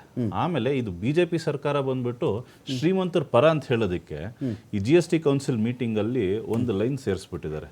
ಏನು ಅಂತ ಹೇಳಿದ್ರೆ, ನಮ್ಮ ದೇಶದ ಅಧ್ಯಕ್ಷರಾಗಿದ್ದಂಥ ಪ್ರೆಸಿಡೆಂಟ್ ಮುರ್ಮು ಅವರಿಗೆ ಒಂದು ಐಷಾರಾಮಿ ಕಾರ್ ತಗೊಂಡಿದ್ದಾರೆ. ಅದು ಸೆಕ್ಯೂರಿಟಿ ಹೈ ಗ್ರೇಡ್ ಇದೆ, ಎಲ್ಲ ಇದೆ. ಅದೊಂದು 3.66 crores ಆಗುವಂಥ ಒಂದು BMW ಕಾರ್. ಅದ್ರ ಮೇಲೆ ಹಾಕಬೇಕಾಗಿರುವಂಥ 28% GSTನ ವೇವ್ ಆಫ್ ಮಾಡಿದ್ದಾರೆ. ಸೊ ಮುಂಚೆ ಅವರು ಒಂದು ಮರ್ಸಿಡೀಸ್ ಮೇಬ್ಯಾಕ್ ಕಾರಲ್ಲಿ ಓಡಾಡ್ತಿದ್ರು, ಇವಾಗ BMW ಓಡಾಡ್ತಾರೆ. ಅಂಥವ್ರಿಗೆ ನೀವು GST ವೇವ್ ಆಫ್ ಮಾಡ್ಬೋದು. ಅದಕ್ಕೆ ಹೆಸರು ಕೊಡೋದು ಸ್ಟ್ರಾಟಜಿಕ್ ಡಿಸಿಷನ್ನು, ಹಂಗೆ ಹಿಂಗೆ ಅಂತ ಹೇಳ್ಬಿಟ್ಟು ಹೆಸರನ್ನು ಮಾತ್ರ ಬದಲಾವಣೆ ಮಾಡ್ತೀರಾ. ಬಟ್ ಒರಿಜಿನಲಿ ಏನೂ ಆಗಲ್ಲ. ಈಗ ಇದು ಸಾಹುಕಾರರಿಗೋಸ್ಕರ ಸಾಹುಕಾರನ್ನ ಮಾತ್ರ ಹೆಲ್ಪ್ ಮಾಡಬೇಕು. ಈಗ ಏನಂತ ಹೇಳಿದ್ರೆ, ಒಂದು ದೇಶದಲ್ಲಿ ಬಡತನ ಮತ್ತೆ ರಿಚ್ ಪೀಪಲ್ ಇರ್ತಾರೆ, ಆ ಗ್ಯಾಪನ್ನು ಜಾಸ್ತಿ ಮಾಡ್ತಾನೆ ಹೋಗ್ತಾ ಇದ್ದಾರೆ. ಯಾಕೆ ಅಂತ ಹೇಳಿದ್ರೆ, ಸಾಹುಕಾರರು ಬಂದ್ಬಿಟ್ಟು ಒಂದು ಜಮೀನಿಗೆ ಬೇಕಿದ್ರೆ ₹1 ವರ್ಷ ಲೀಸಿಗೆ ತಗೊಳ್ಳೋಂಥ ಕಾಲ ಇದು. ಇಲ್ಲ ನವಿ ಮುಂಬೈಯಲ್ಲಿ 40 ಲಕ್ಷ ರೂಪಾಯಿಗೆ 1 ಎಕರೆ ಸಿಗುತ್ತಂತೆ ಸಾಹುಕಾರರಿಗೆ ಮಾತ್ರ. ಬಡವರಿಗೆ ಸ್ಕ್ವೇರ್ ಫೀಟ್ ಲೆಕ್ಕದಲ್ಲಿ ಮಾರ್ತಾರೆ. ಸೊ ಇದನ್ನೆಲ್ಲ ಏನಕ್ಕೆ ಮಾಡ್ತಿದ್ದಾರೆ ಅಂತ ಹೇಳಿದ್ರೆ, ಹೇಗೆ ಮಾಡ್ತಿದ್ದಾರೆ ಅಂತ ಹೇಳಿದ್ರೆ, ನಮ್ಮ ದೇಶದ ಬಡ ಜನತೆ ಕೈನಲ್ಲಿ GST ಹಣ ಸಂಗ್ರಹಿಸ್ತಾರೆ, ಎತ್ಕೊಂಡು ಒಬ್ಬ ಸಾಹುಕಾರನಿಗೆ ಕೊಡ್ತಾರೆ. ಫೈನ್, ನಾನು ಮಾತಾಡ್ತೀನಿ, ಒಂದು ನಿಮಿಷ ಮಾತಾಡ್ತೀನಿ. ರಘು ಇಲ್ಲೊಂದು ಇಂಟ್ರೆಸ್ಟಿಂಗ್ ವಿಷಯ ಇದೆ ಇಲ್ಲಿ. ಈಗ ಈ GST ಕೌನ್ಸಿಲ್ ಅಂತ ನೀವೇನು ಕರಿತೀರಲ್ಲ, ಈ GST ಕೌನ್ಸಿಲ್ಗೆ ಎಲ್ಲ ರಾಜ್ಯಗಳಿಂದಲೂ ಪ್ರತಿನಿಧಿಗಳಿದ್ದಾರೆ, ರೆಪ್ರೆಸೆಂಟೇಟಿವ್ ಅದಕ್ಕಿದ್ದಾರೆ. ಸೊ ಈ ರೆಪ್ರೆಸೆಂಟೇಟಿವ್ಗಳು ಇದ್ದಾಗ ಇದನ್ನು ಕಲೆಕ್ಟಿವ್ ಡೆಲಿಬರೇಷನ್ ಆ್ಯಂಡ್ ಕನ್ಸೆನ್ಸಸ್ ಅನ್ನೋ ಒಂದು ಆ್ಯಂಗಲಲ್ಲಿ ಎಲ್ಲ ರಾಜ್ಯಗಳು ಸೇರಿ ಥ್ರೂ GST ಕೌನ್ಸಿಲ್ಲು ಈ ನಿರ್ಧಾರ ಆಗಿದೆ ಅಂತ ನೀವು ಯಾಕೆ ಭಾವಿಸಲ್ಲ? ನೀವು ಯಾಕೆ ಭಾವಿಸಬಾರ್ದು? ಅಲ್ಲವೂ ಮೋದಿ ಟಾರ್ಗೆಟ್ಟೆ, ಎಲ್ಲಿ ಬಂದರೂ ಮೋದಿ ಟಾರ್ಗೆಟ್ಟೆ. ಟ್ಯಾಕ್ಸ್ ಜಾಸ್ತಿ ಮಾಡಿದ್ರೆ ನಿರ್ಮಲಾ ಸೀತಾರಾಮನ್ ಬಜೆಟ್ ಸರಿ ಇಲ್ಲ, ನಿರ್ಮಲಾ ಅವ್ರನ್ನ ಮಾತಾಡೋದು. ಈಗ ಬಂದಾಗ ಇದು ಕ್ರೆಡಿಟ್ ಮೋದಿಗೆ ಹೋಗಬಾರ್ದು, ಇದನ್ನೇ ಕನ್ಸಿಡರ್ ಮಾಡಲ್ಲ. ಈ ಗಬ್ಬರ್ ಸಿಂಗ್ ಟ್ಯಾಕ್ಸ್ ಕೌನ್ಸಿಲ್ ಇದೆಯಲ್ಲ, ಆ Gabbar Singh council tax council ಏನ್ ಮಾಡುತ್ತೆ ಅಂದ್ರೆ majority based on the votes ಅನ್ನ ಒಂದು ನಿರ್ಧಾರ. ಗಬ್ಬರ್ ಸಿಂಗ್ ಟ್ಯಾಕ್ಸ್ ಕೌನ್ಸಿಲ್ ಕೃಷ್ಣ ಬೈರೇಗೌಡರ ಮೆಂಬರ್ ಇಲ್ಲಿಂದ. ಹೌದು, ಮೆಂಬರ್ ನಾವು ಕಳಿಸಿದ್ದೀವಿ. ಗಬ್ಬರ್ ಸಿಂಗ್ ಟ್ಯಾಕ್ಸ್ ಅಂತಾನೆ. ಗಬ್ಬರ್ ಸಿಂಗ್ ಟ್ಯಾಕ್ಸ್ಗೆ ಕೃಷ್ಣ ಬೈರೇಗೌಡರ ಪಕ್ಕದಲ್ಲಿ Gabbar Singh tax council member ಅಂತ ನೀವು ಬರೆದು ಕಳಿಸ್ತೀರಿ ಇಲ್ಲಿಂದ. ಮಾಡಿರತಕ್ಕ ಬಿಜೆಪಿ ಸರ್ಕಾರ ಅಲ್ವಾ? ನಾವು ಹೇಳ್ತೀವಿ ಅಲ್ಲ ರೀ, ಹೇಳ್ತೀವಿ ನಾವು ಹೇಳ್ತೇವೆ. ಗಬ್ಬರ್ ಸಿಂಗ್ ಟ್ಯಾಕ್ಸ್ ಕೌನ್ಸಿಲ್ ಏನಿದೆಯಲ್ಲ, ಆ ಕೌನ್ಸಿಲ್ ಹೆಡ್ ಮತ್ತೆ ಕಂಟ್ರೋಲ್ ಬೈ ಬಿಜೆಪಿ. ಅದರಲ್ಲಿ ನಮ್ಮವರೊಬ್ರು ಸದಸ್ಯರಿದ್ದಾರೆ, ಆಟಕ್ಕುಂಟು ಲೆಕ್ಕಕ್ಕಿಲ್ಲ ಅಂತ ನಾವು ಹೇಳ್ತೀವಿ. ತೊಂದರೆ ಇಲ್ಲ, ಏನ್ ಅದಕ್ಕೆ ನಾಚಿಕೆ ಏನಿಲ್ಲ ನಮಗೆ. ಯಾಕೆ ಅಂತಂದ್ರೆ ಅದೆಲ್ಲ ಕಂಟ್ರೋಲ್ ಬೈ ಬಿಜೆಪಿ ಅವರೇನೆ. ಸೊ ಏನೀಗ ಗಬ್ಬರ್ ಸಿಂಗ್ ಟ್ಯಾಕ್ಸ್ ಕೌನ್ಸಿಲ್ ಏನಿದೆ, ಆ ಗಬ್ಬರ್ ಸಿಂಗ್ ಕೌನ್ಸಿಲ್ ಅಲ್ಲಿ ಏನು ಅಂತ ಕೈ ಎತ್ತೋದು, ಯಾರ ಎಷ್ಟು ಏನು ಇದಿರ್ತದೆ ಅವ್ರಿಗೆ ಆ ಟ್ಯಾಕ್ಸ್ ಅನ್ನು ಹಾಕೋದು ಅಂತ ಹೇಳಿ. ನಾವು ಹಲವಾರು ಬಾರಿ ಏನು ವಿರೋಧ ಪಕ್ಷದ ನಾಯಕರು, ಕಾಂಗ್ರೆಸ್ ಏನು ಬಿಜೆಪಿ ಏತರ ಅಥವಾ NDA ಏತರ ಪಕ್ಷಗಳ ಸರ್ಕಾರಗಳು ಹಲವಾರು ಬಾರಿ ರಿಕ್ವೆಸ್ಟ್ ಕೊಟ್ಟರು ಕೂಡ, ಗಲಾಟೆ ಮಾಡೋದನ್ನು ಕೂಡ, ಈ ಯಾವುದನ್ನು ಕೂಡ ಕನ್ಸಿಡರ್ ಮಾಡಲೇ ಇಲ್ಲ ಅವರು. ಓಕೆ, ಆ ಕೌನ್ಸಿಲ್ ಕನ್ಸಿಡರ್ ಮಾಡದೇ ಇರೋದ್ರಿಂದ ಆಬ್ವಿಯಸ್ ಆಗಿ ಏನಾಗ್ತದೆ, ಸೊ ನಮಗೆ ಏನು ಸಣ್ಣ ಸಣ್ಣ ಸರ್ಕಾರಗಳೇನಿರ್ತವೆ, ವಿರೋಧ ಪಕ್ಷದಲ್ಲಿ ಇರ್ತಕ್ಕಂಥ ಅತಿ ಹೆಚ್ಚಿನ ಸರ್ಕಾರದಲ್ಲಿ ಇರ್ತಕ್ಕಂಥ ಏನು ಬಿಜೆಪಿ ಏತರ ಸರ್ಕಾರಗಳಿಗೆ ವಾಯ್ಸೇ ಇರೋದಿಲ್ಲ. ಅದೇ ರೀತಿ ಮನೆ ಏನು ಕೃಷ್ಣ ಬೈರೇಗೌಡರು ಕೂಡ ಇದನ್ನೇ ಹಲವಾರು ಬಾರಿ ಪ್ರಶ್ನೆ ಮಾಡಿದ್ದಾರೆ. ರಾಜ್ಯಗಳಿಗೆ ಅನ್ಯಾಯ ಆಗ್ತಾ ಇದೆ, ರಾಜ್ಯಗಳು ನಷ್ಟ ಆಗ್ತಾ ಇದೆ, ಸೊ ನಮಗೂ ಎಕ್ಸ್ಟೆಂಡ್ ಮಾಡಿ ಅಂತ ಹೇಳಿ GST ತಂದಾಗ 5 ವರ್ಷ ಅಂತ ಹೇಳಿದ್ರು. ಬಟ್ ಕೊರೋನಾ ಮತ್ತೆ ಬೇರೆ ಬೇರೆ ಸಂದರ್ಭದಲ್ಲಿ ರಾಜ್ಯಗಳಿಗೆ ಅನಾನುಕೂಲ ಆಯಿತು, ಎಕ್ಸ್ಟೆಂಡ್ ಮಾಡಿ ಅಂದ್ರೂ ಮಾಡಲಿಲ್ಲ. ಆದ್ರೆ ನಿಜವಾಗ್ಲೂ ಅವ್ರು ಅನುಕೂಲ ಮಾಡ್ತಾ ಇದ್ದೇನು, ಮೊನ್ನೆ ನಿರ್ಮಲಾ ಸೀತಾರಾಮನ್ ಅವರು ಒಂದು ಮಾತಾಡಿದ್ರು ಪಬ್ಲಿಕ್ ಆಗಿ, ಇಡೀ ದೇಶದ ಜನತೆನ ಎಲ್ಲಾ ರಾಜ್ಯಗಳು ಒಪ್ಕೊಂಡ್ರೆ ನಾವು ಪೆಟ್ರೋಲ್ ಮತ್ತೆ ಡೀಸೆಲ್ ಅನ್ನ GST ವ್ಯಾಪ್ತಿ ತಂದ್ಬಿಡ್ತೀವಿ ಅಂತ ಹೇಳಿ. ಹಾಗಾದ್ರೆ ತಾಯಿ, ನಾನು ನಿಮ್ ಪ್ರಶ್ನೆ ಮಾಡ್ತಿರೋದು, ಈ ದೇಶದಲ್ಲಿ ಒಂದೇ ಸರಿ ಹೇಳ್ತೀರಾ ನೀವು ಹೈಯೆಸ್ಟ್ ರಾಜ್ಯಗಳು ನಾವು ಅಧಿಕಾರದಲ್ಲಿ ಇದ್ದೀವಿ, 20+ ರಾಜ್ಯಗಳ ಅಧಿಕಾರದಲ್ಲಿ ಇದ್ದೀವಿ ಅಂತ ಹೇಳಿ. 20 ಹೇಳ್ಕೊಳಕ್ ಮಾತ್ರ 20+ ರಾಜ್ಯದಲ್ಲಿ ಅಧಿಕಾರದಲ್ಲಿ ಇದ್ದೀರಿ, ನಿಮ್ಮವರೇ ಇದ್ದಾರೆ, ನಿಮ್ಮ ಪಕ್ಷದವರೇ ಅಧಿಕಾರದಲ್ಲಿ ಇದ್ದಾರೆ. ಹಾಗಾದ್ರೆ ನೀವು GST ವ್ಯಾಪ್ತಿಗೆ ತರೋದಕ್ಕೆ ಏನ್ ತೊಂದರೆ ನಿಮ್ಗೆ? ಯಾಕೆ ಸ್ಟಾಪ್ ಮಾಡಿದಿರಿ ಅಂದ್ರೆ ಕೇವಲ ಈ ಬಿಜೆಪಿಯ ಬೂಟಾಟಿಕೆಗಳು, ಏನು ಬುರುಡೆ ಜನತಾ ಪಕ್ಷ ಇದೆಯಲ್ಲ, ಆ ಬುರುಡೆ ಜನತಾ ಪಕ್ಷದ ಬೂಟಾಟಿಕೆಯನ್ನ ದೇಶದ ಜನದ ಮುಂದೆ ಸುಳ್ಳು ಹೇಳ್ಬೇಡಿ ನೀವು. ಯಾಕೆಂದ್ರೆ ನೀವು ತಿಂದು ತೆಗಿದಿರಿ. ಇನ್ನೊಂದು ನಿಮ್ಗೆ ಶಾಕಿಂಗ್ ನ್ಯೂಸ್ ಹೇಳ್ತೀನಿ. ಇಲ್ಲಿವರೆಗೂ GST ಬಗ್ಗೆ ಮಾತಾಡಿದ್ವಲ್ಲ ನಾವು, ಬರೀ GST ನಲ್ಲ, ಈ ಪೆಟ್ರೋಲ್ ಮತ್ತೆ ಡೀಸೆಲ್ ಸೆಸ್ ಅಲ್ಲಿ more than 70 lakh ಕೊಳ್ಳೆ ಹೊಡೆದಿದ್ದಾರೆ. more than 70 lakh. ಆ 70 lakh ಅನ್ನು ಯಾರು ಕೊಟ್ಟಿದ್ದೀರಾ ಸ್ವಾಮಿ ನೀವು? ಎಲ್ಲಿದೆ ಅದು? ಲೆಕ್ಕನೇ ಇಲ್ಲ. ಸೊ ನಾವು ಅದನ್ನ ರಾಜ್ಯ ಸರ್ಕಾರಗಳು ಡಿಮ್ಯಾಂಡ್ ಮಾಡಿದ್ರು. ನಾವು ಡೆಲ್ಲಿಲಿ ಹೋಗು ಕೂಡ ಪ್ರೊಟೆಸ್ಟ್ ಮಾಡಿದ್ವಿ. ಅದನ್ನ ಏನು ಸೆಂಟ್ರಲ್ ಡೆವಲ್ಯೂಷನ್ ಫಂಡ್ ಅಂತ ಏನಿದೆಯಲ್ಲ, ಸರಿ ಸ್ಟೇಟ್ ಡೆವಲ್ಯೂಷನ್ ಫಂಡ್ ಅಂತ ಇದೆಯಲ್ಲ, ಅದಕ್ಕೆ ತನ್ನಿ, ಅಟ್ಲೀಸ್ಟ್ ರಾಜ್ಯಗಳಿಗೆ ಅನುಕೂಲ ಆಗ್ತದೆ ಅಂತೇಳಿ. ಅದು ತಂದಿದ್ರೆ ಅಡಿಷನಲ್ ಆಗಿ ರಾಜ್ಯ ಸರ್ಕಾರಕ್ಕೆ ಇನ್ನೂ 15,000 ಕೋಟಿ ಬರ್ತಾ ಇತ್ತು. ಓವರ್ ಆಲ್ ಆಗಿ GST ಇದರಿಂದ ಲಾಸ್ ಆಗಿರೋದು ನಮಗೆ 89,000 ಕೋಟಿ ಕರ್ನಾಟಕ ಲಾಸ್ ಆಗಿದೆ. ತುಂಬಿಕೊಡೋರು ಯಾರು? ಒಂದ್ ಕಡೆ ದೇಶದ ರಾಜ್ಯದಲ್ಲಿ ಕಲೆಕ್ಟ್ ಆಗ್ತಕ್ಕಂಥ 90% ಟ್ಯಾಕ್ಸ್ ಅನ್ನ ಎತ್ಕೊಂಡು ಹೋಗ್ತಾರೆ. 1% ಅಲ್ಲ, 90% ತಗೊಂಡು ಹೋಗ್ಬಿಟ್ಟು ನಮ್ಗೆ ಕೊಡೋದು ಕೇವಲ 10% ವಾಪಸ್ ಕೊಡ್ತಾರೆ. ಚರ್ಚೆನ ಕೃಷ್ಣರಾಜು ಸರ್ ಇಂದ ನಾನು ಮತ್ತೆ ಮುಂದುವರಿಸ್ತೀನಿ. ಒಂದು ಬ್ರೇಕ್. ಆಗಿದ್ದಾಗ ಹೋಯ್ತು ಉಮೇಶ್ ಅವರೇ, ಆಗಿದ್ದಾಗ ಹೋಯ್ತು, ನಡೆದು ಹೋಯ್ತು. ಅವತ್ತೇನೋ ಟ್ಯಾಕ್ಸ್ ಹಾಕಿದ್ರು, ಈಗೆಲ್ಲ ಕಡಿಮೆ ಮಾಡಿದ್ದಾರೆ. ಈಗ ಸ್ವದೇಶಿ ಉತ್ಪನ್ನಗಳನ್ನು ಖರೀದಿ ಮಾಡಿ. ಇನ್ನೊಂದು ಕಡೆ ನಾವು ಅವಲಂಬನೆಯನ್ನು ನಿಲ್ಲಿಸಬೇಕು ಅಂತ ಕೂಡ ನರೇಂದ್ರ ಮೋದಿ ಅವರ ಭಾಷಣದಲ್ಲಿ ಇತ್ತು. ಡಿಪೆಂಡೆನ್ಸಿ ನಮ್ಮಲ್ಲಿ ಸ್ಟಾಪ್ ಆಗಬೇಕು ಅಂತ ಹೇಳಿ. ಈಗ ಚೈನಾ ಕೌಂಟರ್ ಕೊಟ್ಟಿದ್ದು ಹೇಗೆ ಅಂದರೆ, ನೀನು 100% ಹಾಕ್ತೀಯಾ, ನಾನು 100% ಟ್ಯಾಕ್ಸ್ ಹಾಕ್ತೀನಿ ನಿನಗೆ. ನೀನು 124 ಹೇಳ್ತೀಯಾ, ನಾನು 124. 250 ಹಾಕ್ತೀನಿ ನೀನು, ನಾನು 250 ಹಾಕ್ತೀನಿ ಎಂದಾಗ ಇದೇ ಟ್ರಂಪು ವಾಪಸ್ ಬಂದಿತ್ತು. ಸಮ್ ಹೌ ನಾವು ಆ ಒಂದು ಆರ್ಗ್ಯುಮೆಂಟ್ ಟ್ರ್ಯಾಕಲ್ಲಿ ಇಲ್ವಾ?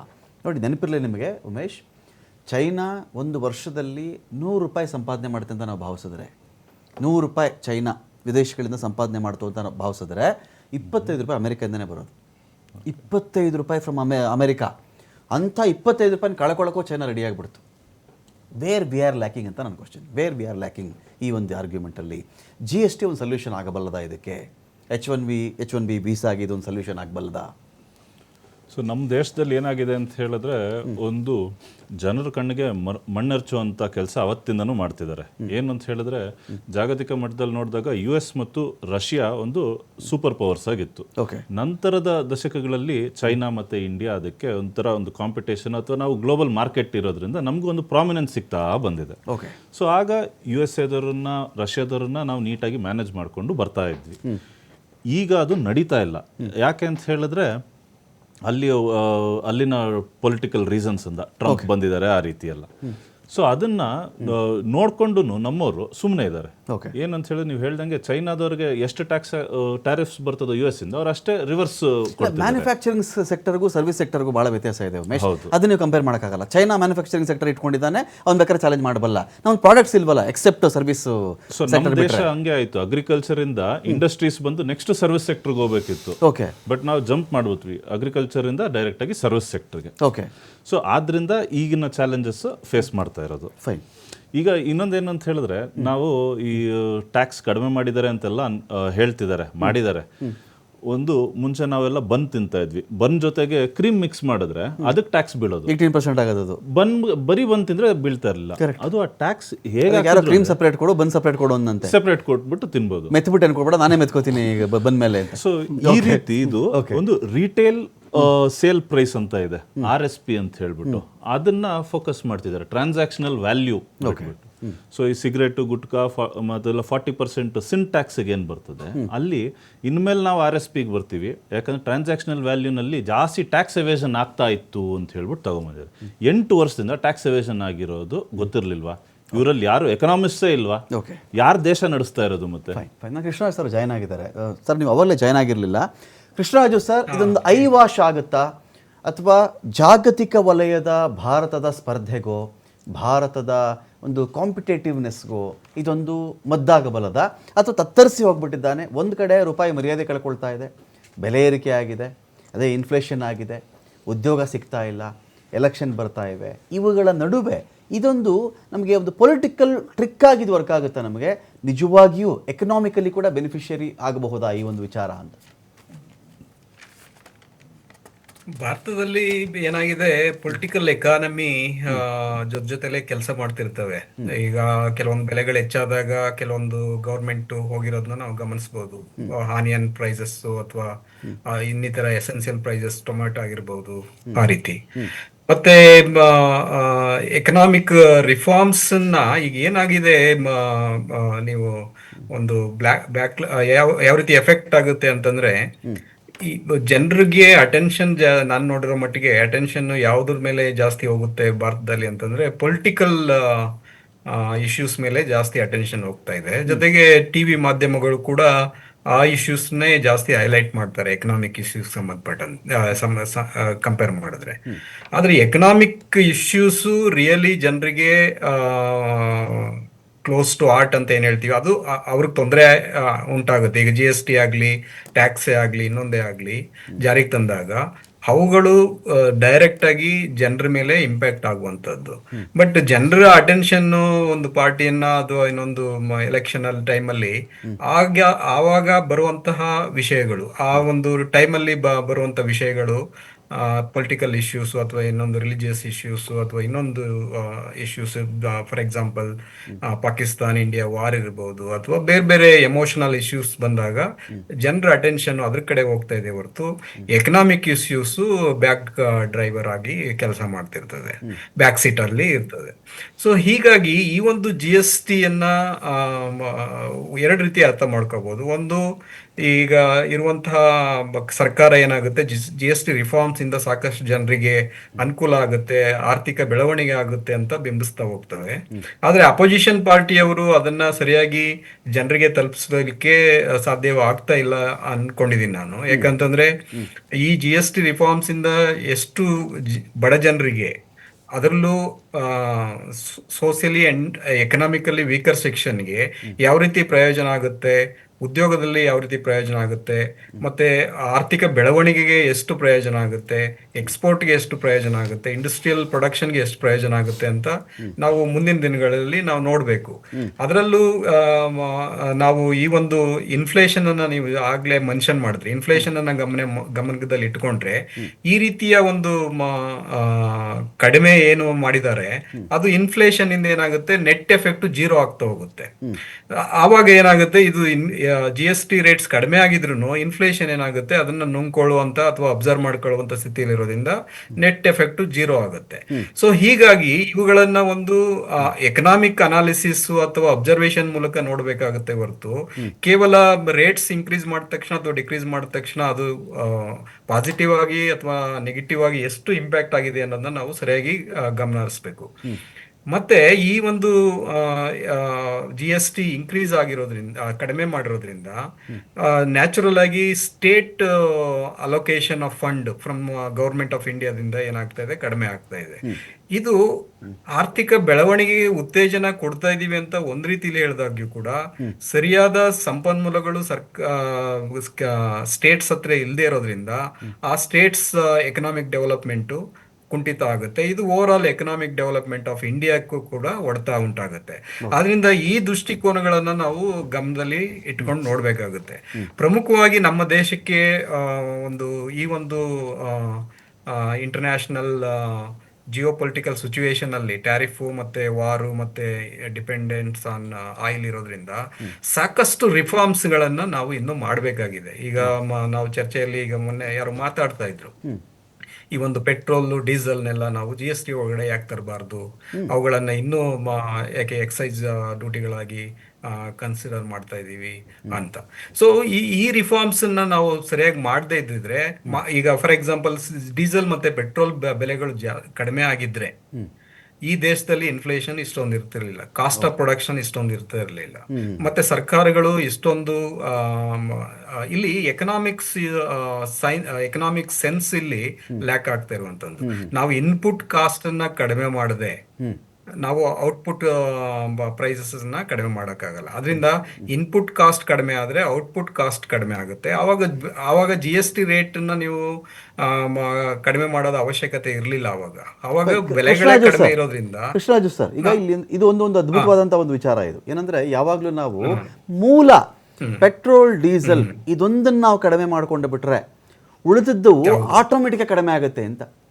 ತಾನಾಗಿ ಆ ಒಂದು ಚಕ್ರದಲ್ಲಿ ಆ ಮಷಿನ್ ಪಾರ್ಟ್ ಅದೆಲ್ಲವೂ ಕೂಡ ಆಟೋಮೆಟಿಕ್ ಸರಿ ಹೋಗುತ್ತೆ ಅಂತ ಹೇಳಿ ಒಂದು ವಾದ ಇದೆ. ಅದು ಫಾರ್ಚುನೇಟ್ಲಿನೋ ಅನ್ಫಾರ್ಚುನೇಟ್ಲಿನೋ ಅದಕ್ಕೆ ಏನು ಬೇಕಾದ್ರೂ ಕರ್ಕೊಳ್ಳಿ ನೀವು, ಕಡಿಮೆ ಕೋವಿಡ್ ಬಂದಾಗಲೂ ಕಡಿಮೆ ಆಗಲಿಲ್ಲ. ಅದರ ಲಾಭ ಜನಗಳಿಗೆ ವರ್ಗಾವಣೆ ಆಗಲಿಲ್ಲ. ಇದು ಒಂದು ಆರ್ಗ್ಯುಮೆಂಟು. ಎರಡನೇದೇನಿದೆ ಅಂದರೆ ವಿಚಾರ, ಈಗ GST ನಾವು ಕಡಿಮೆ ಮಾಡಿದ್ದೀವಿ, 2 ಸ್ಲ್ಯಾಬ್ ಕಟ್ ಮಾಡಿಬಿಟ್ಟಿದ್ದೀವಿ ಅಂದ ತಕ್ಷಣ ಅದರ ಲಾಭ ಆ್ಯಸ್ ಇಫ್ ನೇರವಾಗಿ ಗ್ರಾಹಕನಿಗೆ ಪ್ರಜೆಗೆ ವರ್ಗಾವಣೆ ಆಯಿತು ಅಂಥೇಳಿ ಒಂದು ಪಿಕ್ಚರ್ ಇಲ್ಲಿದೆ. ಇದರಲ್ಲಿ ಯಾವುದೋ ಕಂಪ್ನಿ ಸರ್ XYZ ಅನ್ನೋ ಒಂದು ಕಂಪನಿ, ಈ ಕಂಪ್ನಿ ಆಯ್ತಪ್ಪ ನಂಗೆ GST ಕಡಿಮೆ ಮಾಡಿದ್ದೀವಿ ಬಂದ ತಕ್ಷಣ ಆ ಮನುಷ್ಯ ಸ್ಟ್ರೈಟ್ ಅವೇ ತಾನು ಅದರಲ್ಲಿ ಹೆಂಗೆ ಲಾಭ ಮಾಡಬಹುದು, ತಾನು ಹೆಂಗೆ ಇನ್ನೂ ವ್ಯಾಪಾರ ಜಾಸ್ತಿ ಮಾಡ್ಕೊಳ್ಬಹುದು ಅನ್ನೋ ಕಡೆ ಗಮನ ಕೊಡ್ತಾನೆ. GST ಕಡಿಮೆ ಆಗಿದ್ದನ್ನು ಅವನ ಬೆಲೆ ಎಲ್ಲೂ ಏರಿಸದೆ ನೇರವಾಗಿ ಆ ಲಾಭವನ್ನು ಜನಕ್ಕೆ ಕೊಟ್ಟುಬಿಡ್ತಾನ ಅಂತ ನನ್ನ ಪಾಯಿಂಟ್. ಬೆಲೆ ಏರಿಸ್ಬೋದಲ್ಲ ಅವನು, ಟ್ಯಾಕ್ಸಿನ ಕಡಿಮೆನೇ ತೋರಿಸ್ತೀನಿ ನಾನು, 5% ತೋರಿಸ್ತೀನಿ ನಾನು ಬೆಲೆ ಜಾಸ್ತಿ ಮಾಡ್ಕೋತೀನಿ, 10,000 ಜಾಸ್ತಿ ಮಾಡ್ತೀನಿ, ಹಿಡನ್ನಾಗ ನಾನು ಜಾಸ್ತಿ ಮಾಡಿಬಿಡ್ತೀನಿ ಅಂದಾಗ ಆ ಲಾಭ ಜನಕ್ಕೆ ಬರುತ್ತಾ? ಚರ್ಚೆ ಏನು ದೇಶಾದ್ಯಂತ, GST ಕಡಿಮೆ ಆಯಿತು, GST ಕಡಿಮೆ ಆಯಿತು, GST ಕಡಿಮೆ ಆಯಿತು ಚರ್ಚೆ. ಅವ್ನು ಬೆಲೆನ ಜಾಸ್ತಿ ಮಾಡ್ಬಿಟ್ಟು ನಿಮ್ಗೆ GST ಅಷ್ಟೇ ತೋರಿಸಿದ್ರೆ ಏನು ಮಾಡ್ತೀರಿ? ಕರೆಕ್ಟ್. ಸೊ ಹೀಗಾಗಿ ಏನಾಗುತ್ತೆ ಅಂತಂದ್ರೆ GST ಒಂದು ರೇಷನಲ್ ಮಾಡಬೇಕಾಗುತ್ತೆ. ರೇಷನಲ್ ಅಂತಂದ್ರೆ ಅವರ ಒಂದು ಇನ್ಪುಟ್ ಕಾಸ್ಟ್ ಏನಿದೆ, ಪ್ರೊಡಕ್ಷನ್ ಕಾಸ್ಟ್ ಏನಿದೆ, ಮತ್ತೆ ಸೇಲ್ಸ್ ಕಾಸ್ಟ್ ಎಷ್ಟು ಬರ್ತದೆ, ಇವುಗಳನ್ನೆಲ್ಲ ನಾವು ಸೈಂಟಿಫಿಕ್ ಆಗಿ ಕ್ಯಾಲ್ಕುಲೇಟ್ ಮಾಡಿ GST ನ ಫಿಕ್ಸ್ ಮಾಡಬೇಕು ಒಂದು. ಜೊತೆಗೆ ಈ ಒಂದು ಮೊನೋಪಲಿಸ್ಟ್ ಅಥವಾ ಈ ಪ್ರೊಡ್ಯೂಸರ್ಸ್ ಏನಿರ್ತಾರೆ ಅವರು ಯಥೇಚ್ಛವಾಗಿ ಬೆಲೆಗಳನ್ನ ಹೆಚ್ಚು ಮಾಡ್ತಾ ಹೋಗ್ತಾ ಇದ್ದಾರೆ ಇತ್ತೀಚೆಗೆ. ಸೊ ಆ ಬೆಲೆಗಳ ಮೇಲೆ ನಿಯಂತ್ರಣ ಏರ್ಬೇಕು. ಬರೇ GST ಏರುಪೇರು ಆದ್ರಿಂದ ನೀವ್ ಹೇಳ್ದಂಗೆ ಪ್ರೊಡ್ಯೂಸರ್ಸ್ ಇದಕ್ಕೆ ಇದು ಲಾಭ ಆಗ್ತಾ ಇದೆ ಹೊರತು ಇದು ಕನ್ಸ್ಯೂಮರ್ಸ್ಗೆ ಹೋಗ್ತಾ ಇಲ್ಲ, ಅವ್ರಿಗೆ ಲಾಭ ಆಗ್ತಾ ಇಲ್ಲ. ಸೊ ಅದು ಟೋಟಲ್ ಆರ್ಥಿಕ ಬೆಳವಣಿಗೆಗೆ ಸಹಕಾರಿ ಆಗೋದಿಲ್ಲ. ಅದರಿಂದ ನಮ್ಮ ಪಾಲಿಸಿಗಳು ಏನಿರ್ಬೇಕು ಅಂತಂದ್ರೆ ಹೋಲಿಸ್ಟಿಕ್ ಆಗಿರ್ಬೇಕು. ಹೋಲಿಸ್ಟಿಕ್ ಆಗಿ ಅಂದ್ರೆ ಪ್ರೊಡಕ್ಷನ್ ಮೇಲೇನು ನಾವು ಬೆಲೆಗಳನ್ನ, ಪ್ರೊಡಕ್ಷನ್ ಕಾಸ್ಟ್ ಅನ್ನ ಗಮನಿಸಿ, ಇನ್ಪುಟ್ ಕಾಸ್ಟ್ ಅನ್ನ ಗಮನಿಸಿ, ಸೇಲ್ಸ್ ಅಥವಾ ಟ್ರಾನ್ಸ್ಪೋರ್ಟೇಷನ್ ಕಾಸ್ಟ್ ಅನ್ನ ಗಮನಿಸಿ ಬೆಲೆಗಳನ್ನ ಫಿಕ್ಸ್ ಮಾಡಬೇಕು. ಹಾಗಾದ್ರೆ ಮಾರುಕಟ್ಟೆ ವರ್ಕ್ ಮಾಡ್ತಾ ಇಲ್ವಾ? ಕಾಂಪಿಟೇಟಿವ್ ಮಾರ್ಕೆಟ್, ಈಗ ಇನ್ನೊಬ್ರು ಜಾಸ್ತಿ ಬೆಲೆ ಮಾಡಿದ್ರೆ ಇನ್ನೊಬ್ರು ಕಡಿಮೆ ಬೆಲೆಗೆ ಮಾರೋರ ಹತ್ರ ಕನ್ಸ್ಯೂಮರ್ಸ್ ಹೋಗಲ್ವಾ ಅಂತ ಕೇಳ್ಬೋದು ನೀವು. ಆದ್ರೆ ಕಾಂಪಿಟೇಟಿವ್ ಮಾರುಕಟ್ಟೆನಲ್ಲಿ ನಮ್ಗೆ ಫುಲ್ ನಾಲೆಡ್ಜ್ ಇರೋದಿಲ್ಲ. ಅಂದ್ರೆ ಎಲ್ಲ ವಸ್ತುಗಳ ಬಗ್ಗೆ, ಅವುಗಳ ಪ್ರಾಪರ್ಟೀಸ್ ಬಗ್ಗೆ, ಅವುಗಳ ಅಟ್ರಿಬ್ಯೂಟ್ಸ್ ಬಗ್ಗೆ, ಅವರ ಗುಣಲಕ್ಷಣಗಳ ಬಗ್ಗೆ ಜನರಿಗೆ ಮಾಹಿತಿ ಇರೋದಿಲ್ಲ. ಅದಕ್ಕೆ ನಾವು ಸ್ಟಿಗ್ಲಿಟ್ಜ್ ಅಂತ ಒಬ್ರು ಎಕನಾಮಿಸ್ಟ್, ಜೋಸೆಫ್ ಸ್ಟಿಗ್ಲಿಟ್ಜ್ ಅವ್ರು ಏನ್ ಹೇಳ್ತಾರೆ ಅಂತಂದ್ರೆ, ರೋಡ್ ಟು ಫ್ರೀಡಮ್ ಅನ್ನೋ ಬುಕ್ದಲ್ಲಿ we have lost the freedom ಅಂತ ಹೇಳ್ತಾರೆ. We have lost the freedom ಅಂತಂದ್ರೆ ನಮಗ್ ಬೇಕಾದಂತ ವಸ್ತುಗಳು ಇಲ್ಲಿ ಮಾರ್ಕೆಟಿನಲ್ಲಿ ಸಿಗ್ತಾ ಇಲ್ಲ, ಅದು ನಮ್ಮ ಮೇಲೆ ಇಂಪೋಸ್ ಆಗಿರುವಂತದ್ದು. ಈಗ ಪಿಜ್ಜಾ, ಬರ್ಗರ್ ಅವೆಲ್ಲ ನಾವು ತಿನ್ಬೇಕು ಅಂತ ಎಕ್ಸ್ಪೆಕ್ಟ್ ಮಾಡಿರ್ಲಿಲ್ಲ, ಅವು ಅವೈಲಬಿಲಿಟಿ ಇರೋದ್ರಿಂದ ನಾವು ಎಲ್ಲರೂ ತಿಂತಾ ಇದೀವಿ ಅದನ್ನ. ಸೊ ಹೀಗಾಗಿ ಈ ಒಂದು ಪ್ರೊಡಕ್ಷನ್, ಮಾಸ್ ಪ್ರೊಡಕ್ಷನ್ ಮತ್ತೆ ಮಾಸ್ ಕನ್ಸ್ಯೂಮರಿಸಮ್ ಯಾವ ರೀತಿ ವರ್ಕ್ ಮಾಡ್ತಾ ಇದೆ ಅಂತಂದ್ರೆ, ಇವರು ಅಷ್ಟೊಂದು ಪಿಜ್ಜಾಗೆ ಅಷ್ಟೊಂದು ದುಡ್ಡು ಇರಲ್ಲ, ಅಷ್ಟೊಂದು ಬೆಲೆ ಇರೋದಿಲ್ಲ. ಇದು ಒಂಥರ ಫ್ಯಾಷನ್ ಆಗ್ಬಿಟ್ಟಿದೆ. ವಸ್ತುಗಳ ಬೆಲೆಗಳನ್ನ ಜಾಸ್ತಿ ಮಾಡಿದ್ರೆ ಅದು ಬ್ರ್ಯಾಂಡ್ ಕ್ರಿಯೇಟ್ ಆಗುತ್ತೆ. ಆ ಬ್ರ್ಯಾಂಡ್ ಅನ್ನ ಉಪಯೋಗಿಸುವಂತಹ ಒಂದು ವರ್ಗ ಇದೆ. ಆ ಬ್ರ್ಯಾಂಡ್ ಅನ್ನ ವರ್ಗ ಏನ್ ಮಾಡ್ತದೆ, ಇನ್ನು ಬಡವರ ಮೇಲೆ ಒಂದು ವೆಬ್ಲನ್ ಎಫೆಕ್ಟ್ ಅಥವಾ ಒಂದು ಡೆಮಾನ್ಸ್ಟ್ರೇಷನ್ ಎಫೆಕ್ಟ್ ಮಾಡುತ್ತೆ. ಇದರಿಂದ ಏನಾಗ್ತದೆ, ಈಗ ನಾವೇನ್ ಮಾಡ್ತಾ ಇದೀವಿ, ನಾವೊಂಥರ ಏಪ್ ಇದ್ದಂಗೆ. ಈಗ ಅಮೆರಿಕನ್ ಲೈಫ್ ಸ್ಟೈಲ್ ಅನ್ನ ಇಂಡಿಯನ್ಸ್ ಫಾಲೋ ಮಾಡೋದು, ಇಂಡಿಯನ್ ಶ್ರೀಮಂತರ ಲೈಫ್ ಸ್ಟೈಲ್ ಅನ್ನ ಈ ಬಡವರು ಫಾಲೋ ಮಾಡುವಂತ ಒಂದು ಇದಿದೆ. ನಾವು ಅಮೆರಿಕಕ್ಕೆ ಹೋಗಿ ನಾವು ಅಲ್ಲಿ ಇರುವಂತ ಶ್ರೀಮಂತಿಕೆಯನ್ನ tourist, for example Indian tourist ಅಮೆರಿಕಕ್ಕೆ, ನ್ಯೂಯಾರ್ಕ್ ಹೋಗ್ತಾರೆ. ಅಲ್ಲಿ ಇರುವಂತಹ ಭವ್ಯವಾದಂತ ಕಟ್ಟಡಗಳನ್ನ ನೋಡ್ಲಿಕ್ಕೆ, ಅಲ್ಲಿ ಅವರ ಇನ್ಕಮ್ ಅನ್ನ ಜಾಸ್ತಿ ಮಾಡ್ಲಿಕ್ಕೆ, ಅವರ ಒಂದು ಶ್ರೀಮಂತಿಕೆ ನಾವು ಸೆಲೆಬ್ರೇಟ್ ಮಾಡ್ಲಿಕ್ಕೆ ಹೋಗ್ತೀವಿ ಹೊರತು, ನಾವು ನಮ್ಮ ದೇಶದಲ್ಲಿ ಇರುವಂತಹ ಟೂರಿಸಂ ಸ್ಪಾಟ್ಸ್ ಅನ್ನ ಡೆವಲಪ್ ಮಾಡಿ ಅವುಗಳಿಗೆ ಫಾರಿನ್ ಟೂರಿಸ್ಟ್ ನ ಕರ್ತಂದು ಅವರಿಗೆ ನಮ್ಮ ವಸ್ತುಗಳನ್ನ ತೋರಿಸಿ, ಅಥವಾ ನಮ್ಮ ಆರ್ಕಿಯಾಲಜಿಕಲ್ ಮ್ಯೂಸಿಯಮ್ಸ್ ಅನ್ನ, ಅಥವಾ ಇದನ್ನ ದೇವಸ್ಥಾನಗಳನ್ನ, ಅಥವಾ ಫಾರೆಸ್ಟ್ ಅನ್ನ, ವೈಲ್ಡ್ ಲೈಫ್ ಅನ್ನ ತೋರಿಸೋದ್ರ ಮೂಲಕ ಟೂರಿಸಂ ನ ಹೆಚ್ಚು ಮಾಡಬೇಕು. ಸೊ ಇದೇನಾಗ್ತಾ ಇದೆ, ನೀವು if you look at the tourism data, ನಮ್ಮವರು ಈ ಮಲೇಷಿಯಾ, ಸಿಂಗಾಪುರ್, ದುಬೈ ಮತ್ತೆ ಇಲ್ಲಿಗೆ ಹೋಗೋ ಜಾಸ್ತಿ ಆಗ್ತಾ ಇದೆ. ಅದಕ್ಕೆ ನಾನು ಹೇಳೋದು ಏನಂತಂದ್ರೆ, ನಮ್ಮಲ್ಲಿ ಟೂರಿಸಂ ಪ್ರಾಡಕ್ಟ್ಸ್ ನ ಡೆವಲಪ್ ಮಾಡಿ. ಈಗ ಹೈಡೆಕ್ ಅಂತ ಒಂದು ಇದನ್ನ ಕಟ್ತಾ ಇದೀವಲ್ಲ, ಅದು ಇದು ಟವರ್, ಅದು ಟವರ್ ಮೇಲೆ ಹೋಗಿ ಜನಗಳು ನಿಂತ್ಕೊಂಡು ವ್ಯೂ ಮಾಡುವಂತದ್ದು. ಅದು ಎಲ್ಲ ಸಿಟೀಸ್ ಗಳಲ್ಲಿ ಕಾಮನ್ ಆಗಿದೆ. ನಮ್ಮ ಸಿಟಿ, ನಮ್ಮಲ್ಲಿ ಒಂದು ಇಲ್ಲ ಆ ರೀತಿ. ಸೊ ಆ ರೀತಿ ಒಂದು ಪ್ರಾಡಕ್ಟ್ಸ್ ನ ಡೆವಲಪ್ ಮಾಡೋದ್ರ ಮೂಲಕ ಎಕನಾಮಿಕ್ ಆಕ್ಟಿವಿಟೀಸ್ ಜಾಸ್ತಿ ಆಗ್ಬೇಕು. ಎಕನಾಮಿಕ್ ಆಕ್ಟಿವಿಟೀಸ್ ಜಾಸ್ತಿ ಆದಾಗ ಪೀಪಲ್ ಇಲ್ಲೇ ಎಲ್ಲ ವಸ್ತುಗಳು ಇಲ್ಲೇ ಸಿಗೋದ್ರಿಂದ ಅವ್ರು ಬೇರೆ ದೇಶಕ್ಕೆ ಹೋಗೋ ಪ್ರಮೇಯ ಬರೋದಿಲ್ಲ. ಸೊ ಹಾಗಾಗಿ ಈ ಒಂದು ಎಕನಾಮಿಕ್ಸ್ ನ ಸರಿಯಾಗಿ ಅರ್ಥ ಮಾಡ್ಕೊಂಡಾಗ ನಾವು ಏನ್ ಮಾಡಬಹುದು, ನಮ್ಮಲ್ಲೇ ವಿವಿಧ ವಸ್ತುಗಳನ್ನ ಕ್ರಿಯೇಟ್ ಮಾಡಿ ಜನರಿಗೆ ಅನುಕೂಲ ಆಗುವಂತೆ. ಈಗ ವಿದೇಶಗಳ ಬಗ್ಗೆ ಮೊನ್ನೆ ಯಾರೊಬ್ರು ಆರ್ಥಿಕ ತಜ್ಞರೇ ಬರ್ದಿದ್ರು, ಬಹಳ ಅದ್ಭುತವಾಗಿ ಬರ್ದಿದ್ರು. ಯಾವುದೋ ಒಂದು ಕಂಬದ ಒಂದು ಮಂಟಪ, ಆ ಮಂಟಪದ ಬಳಿ ಹೋದಾಗ ಅದರದ್ದು ಮಾರ್ಕೆಟಿಂಗ್ ಹೆಂಗ್ ಮಾಡ್ತಾರೆ ಅಂತ, ಒಂದು ಗಾಜಿನ ಪೆಟ್ಟಿಗೆ, ಆ ಕಂಬದ ಬಗ್ಗೆ ಒಂದು ದೊಡ್ಡ ಅದ್ಭುತವಾಗಿರ್ತಕ್ಕಂಥ ಕಥೆ, ಅದನ್ನ ನೋಡಕ್ಕೆ ಒಂದು ಅಲ್ಲಿನ ರೂಪಾಯಲ್ಲಿ 1500 ರೂಪಾಯಿ, ನಮ್ಮ ಇಂಡಿಯನ್ ಕರೆನ್ಸಿ 1500 2000 ರೂಪಾಯೋ ಇಟ್ಬಿಟ್ಟು, ಇಲ್ಲಿ ಸೀಸರ್ ಕೂತಿದ್ದ, ಇಲ್ಲಿ ಇನ್ನೊಬ್ರು ಯಾರೋ ಕೂತಿದ್ರು, ಮಹಾನ್ ರಾಜ ಇಲ್ಲಿ ಬಂದು ನಡ್ಕೊಂಡು ಹೋಗಿದ್ದ, ಇದು ಮಾತಾಡ್ತಾರೆ. ನಮ್ಮದೇ ಹಂಪೆ, ನಮ್ಮದೇ ಬೇಲೂರು, ನಮ್ಮದೇ ಹಳೇಬೀಡು, ನಮ್ಮದೇ ಪುಲಕೇಶಿ ಕಾಲದ ಜಾಗಗಳು, ಇದನ್ನ ನಾವೇನ್ ಮಾಡಿದೀವಪ್ಪ ಅಂತ ಚೆಕ್ ಮಾಡ್ಕೊಂಡಾಗ ನಮ್ಮದೇ ತಲಕಾಡು. ಅಲ್ಲಿ ಒಂದು ಕ್ವಶನ್ ಬಂದ್ಬಿಡುತ್ತೆ ಸರ್. ಅದು ಅಲ್ಲಿ ಹಾಗೇನೆ ಒಂದು ಪಿಜ್ಜಾ ಬಗ್ಗೆ ಕಥೆ ಹೇಳಬೇಕು ಅಂದರೆ, ಇದೆಂಥ ಅದ್ಭುತವಾದ ಹಿಟ್ಟಿನಿಂದ ಯಾವ್ಯಾವ ದವಸ ಧಾನ್ಯಗಳು ಬಳಸಿದ್ದೀವಿ ಪಿಜ್ಜಾಗೆ, ಎಂತೆಂಥ ಹಣ್ಣು ಹಾಕಿದ್ದೀವಿ, ಈ ಆಲಿವ್ ಹಣ್ಣನ್ನು ನಾವು ಎಲ್ಲಿಂದ ತಂದಿದ್ದೀವಿ, ನಮ್ಮ ಅಜ್ಜಿ ಇದನ್ನ ತಟ್ಟಿರುವಂಥ ಬೆರಳಿನ ಗುರುತು ಇದೆ ನೋಡಿ ಅಂತ ಅದನ್ನ ಬರೆದು ತೋರಿಸ್ಬಿಡ್ತಾನೆ ಅವನು. ಅಜ್ಜಿ ಬೆರಳು ತಟ್ಟಿರೋದು ಇದನ್ನ, ಅದು ಗುರುತಿದೆ ಅಂತ ಹೇಳಿ. ಮಾರ್ಕೆಟಿಂಗು, ಎಲ್ಲ ಮಾರ್ಕೆಟಿಂಗ್ ಆಗ್ಬಿಟ್ಟಿದೆ. ಹಾಗಾಗಿ ಎಲ್ಲೋ ಒಂದು ಕಡೆ ಹಿಂದೆ ಇದೀವಿ ಸರ್. ಒಂದು ಕ್ವಶನ್ ಬರುತ್ತೆ ಇಲ್ಲಿ, ಈ ದೊಡ್ಡದಾಗಿ ಒಂದು ಪೆಟ್ಟು ಬಿದ್ದು ಮೂಳೆ ಮುರಿದು ಹೋಗಿರ್ತಕ್ಕಂಥ ಒಂದು ಗಾಯಕ್ಕೆ 1.5 ರೂಪಾಯಿದೋ 2 ರೂಪಾಯಿದೋ ಒಂದು ಬ್ಯಾಂಡ್ ಏಡನ್ನು ನಾವು ಅಂಟಿಸ್ತಾ ಇದ್ದೀವಿ ಅಂತೇಳಿ ಪ್ರತಿಪಕ್ಷಗಳು ಮಾತಾಡ್ತಾ ಇವೆ. ಮೂಳೆ ಮುರಿದು ಹೋಗ್ಬಿಟ್ಟಿದೆ, ಇಲ್ಲಿ ಮೇಲ್ಗಡೆ 1.5 ರೂಪಾಯಿಂದ ಒಂದು ಬ್ಯಾಂಡೇಡ್ ಹಾಕ್ಬಿಟ್ಟು ಇದಕ್ಕೆ ವಾಸಿ ಆಗುತ್ತೆ ಅಂತ ನಾವು ಹೇಳಿದ್ರೆ ಎಷ್ಟು ಮಟ್ಟಿಗೆ ಇರುತ್ತೆ, ಆ ಥರದ್ದಾಗಿದೆ ಅಂತೇಳಿ ಪ್ರತಿಪಕ್ಷಗಳು ಮಾತಾಡ್ತಾ ಇವೆ. ಈ ಕಡೆ ಮಮತಾ ಬ್ಯಾನರ್ಜಿ ಅವರು ಟೀಕೆ ಮಾಡ್ತಾರೆ. ಇದು ಜಸ್ಟ್ ಇದು ಟಿಪ್ ಆಫ್ ದ ಐಸ್ಬರ್ಗ್ ಅಂತ. ಬಿಜೆಪಿ ಅವರು ಹೇಗೆ ಈ ದೇಶದ ಜನರನ್ನ ಮೂರ್ಖರನ್ನಾಗಿ ಮಾಡ್ತಾ ಇದ್ದಾರೆ ಅಂತಂದ್ರೆ, ಅವ್ರು ಏನ್ ಹೇಳ್ತಾ ಇರೋದು, ಏನೀಗ ನಾವು GST ಅನ್ನ ಕಮ್ಮಿ ಮಾಡಿದೀವಿ, GST ಕಮ್ಮಿ ಮಾಡಿದ ನಂತರ ಜನರ ಜೋಬಿಗೆ ದುಡ್ಡು ಬರ್ತದೆ, ಹೇಗೆ ಅಂತ ಎಂಪ್ಲಾಯ್ಮೆಂಟ್ ಜನರೇಟ್ ಆಗ್ತದೆ, ಇಲ್ಲಿ ಇಂಡಸ್ಟ್ರಿಯಲ್ ಪ್ರೊಡಕ್ಷನ್ ಜಾಸ್ತಿ ಆಗ್ತದೆ ಅಂತ ಹೇಳಿ ಒಂದು ಸ್ಟ್ಯಾಟಿಸ್ಟಿಕ್ಸ್ ಹೇಳ್ತೀನಿ. Will be surprise and shock. So ಈ ದೇಶದಲ್ಲಿ ಮ್ಯಾನುಫ್ಯಾಕ್ಚರ್ ಆಗ್ತಾ ಇರ್ತಕ್ಕಂಥ ಪ್ರತಿಯೊಂದು ಕಾರಿನ 35% ಕಾಂಪೊನೆಂಟು ಚೈನಾದು. 35%. ಈ ದೇಶದಲ್ಲಿ ಮ್ಯಾನುಫ್ಯಾಕ್ಚರ್ ಆಗ್ತಾ ಇರ್ತಕ್ಕಂಥ 60% ಏನು ಫಾರ್ಮಾಸ್ಯೂಟಿಕಲ್ಸ್ ಇದೆಯಲ್ಲ ಅದು ಚೈನಾದು. ಈ ದೇಶದಲ್ಲಿ ಏನು ಮೊಬೈಲು ಮತ್ತೆ ಟಿವಿಗಳಿದೆಯಲ್ಲ ಮ್ಯಾನುಫ್ಯಾಕ್ಚರ್ ಆಗ್ತಾ ಇರ್ತಕ್ಕಂಥ 80% ಚೈನಾದು. ಅಂದ್ರೆ ನಾವು ಮೇಕ್ ಇನ್ ಇಂಡಿಯಾ ಅಲ್ಲ ಇದು, ನಾವೀಗ ಮೇಕ್ ಇನ್ ಚೈನಾ. ಇವ್ರೇನು GST ಅನ್ನ ಕಮ್ಮಿ ಮಾಡಿದೀವಿ ಅಂತ ಹೇಳ್ತಾರೆ, ಅವ್ರು ಯಾರು ಇಲ್ಲಿ ಮ್ಯಾನುಫ್ಯಾಕ್ಚರ್ ಮಾಡ್ತಾ ಇಲ್ಲ. 90% ಎಲ್ಲಾವುದು ಇಂಪೋರ್ಟ್ ಮಾಡ್ಕೊಳ್ತಾ ಇದ್ದಾರೆ. ನೀವು ಕೆಲವನ್ನು ಫಾರ್ಮಸಿ ಐಟಮ್ಸ್ ಮತ್ತೆ ಕೆಲವು ರಾ ಮೆಟೀರಿಯಲ್ಸ್ ಗಳಿದೆಯಲ್ಲ ಈಗಲೂ 90% ನಾವು ಚೈನಾದಿಂದ ಇಂಪೋರ್ಟ್ ಮಾಡ್ಕೊಳ್ತೀವಿ. ಅಂದ್ರೆ ನಮ್ಮ ಇಂಡಸ್ಟ್ರಿಯಲ್ ಪ್ರೊಡಕ್ಷನ್ ಅಂತ ಏನಂತೀವಿ, ನಮ್ಮ ದೇಶದಲ್ಲಿ ಇರ್ತಕ್ಕಂಥ ಮ್ಯಾನುಫ್ಯಾಕ್ಚರಿಂಗ್ ಸೆಕ್ಟರ್ ಇದೆ ಈಗಲೂ ಮೋರ್ ದೆನ್ 60%. ವಿರೋಧ ಪಕ್ಷ ಆಗಿರೋ ಕಾರಣಕ್ಕೆ ನರೇಂದ್ರ ಮೋದಿ ಅವರು ಏನು ಮಾಡಿದ್ರು ಇದೆಲ್ಲ ಚೈನಾಗೆ ಹೆಲ್ಪ್ ಆಗ್ತಿದೆ, ಇದರಿಂದ 50 ಪೈಸೆ ಏನು ಪ್ರಯೋಜನ ಇಲ್ಲ.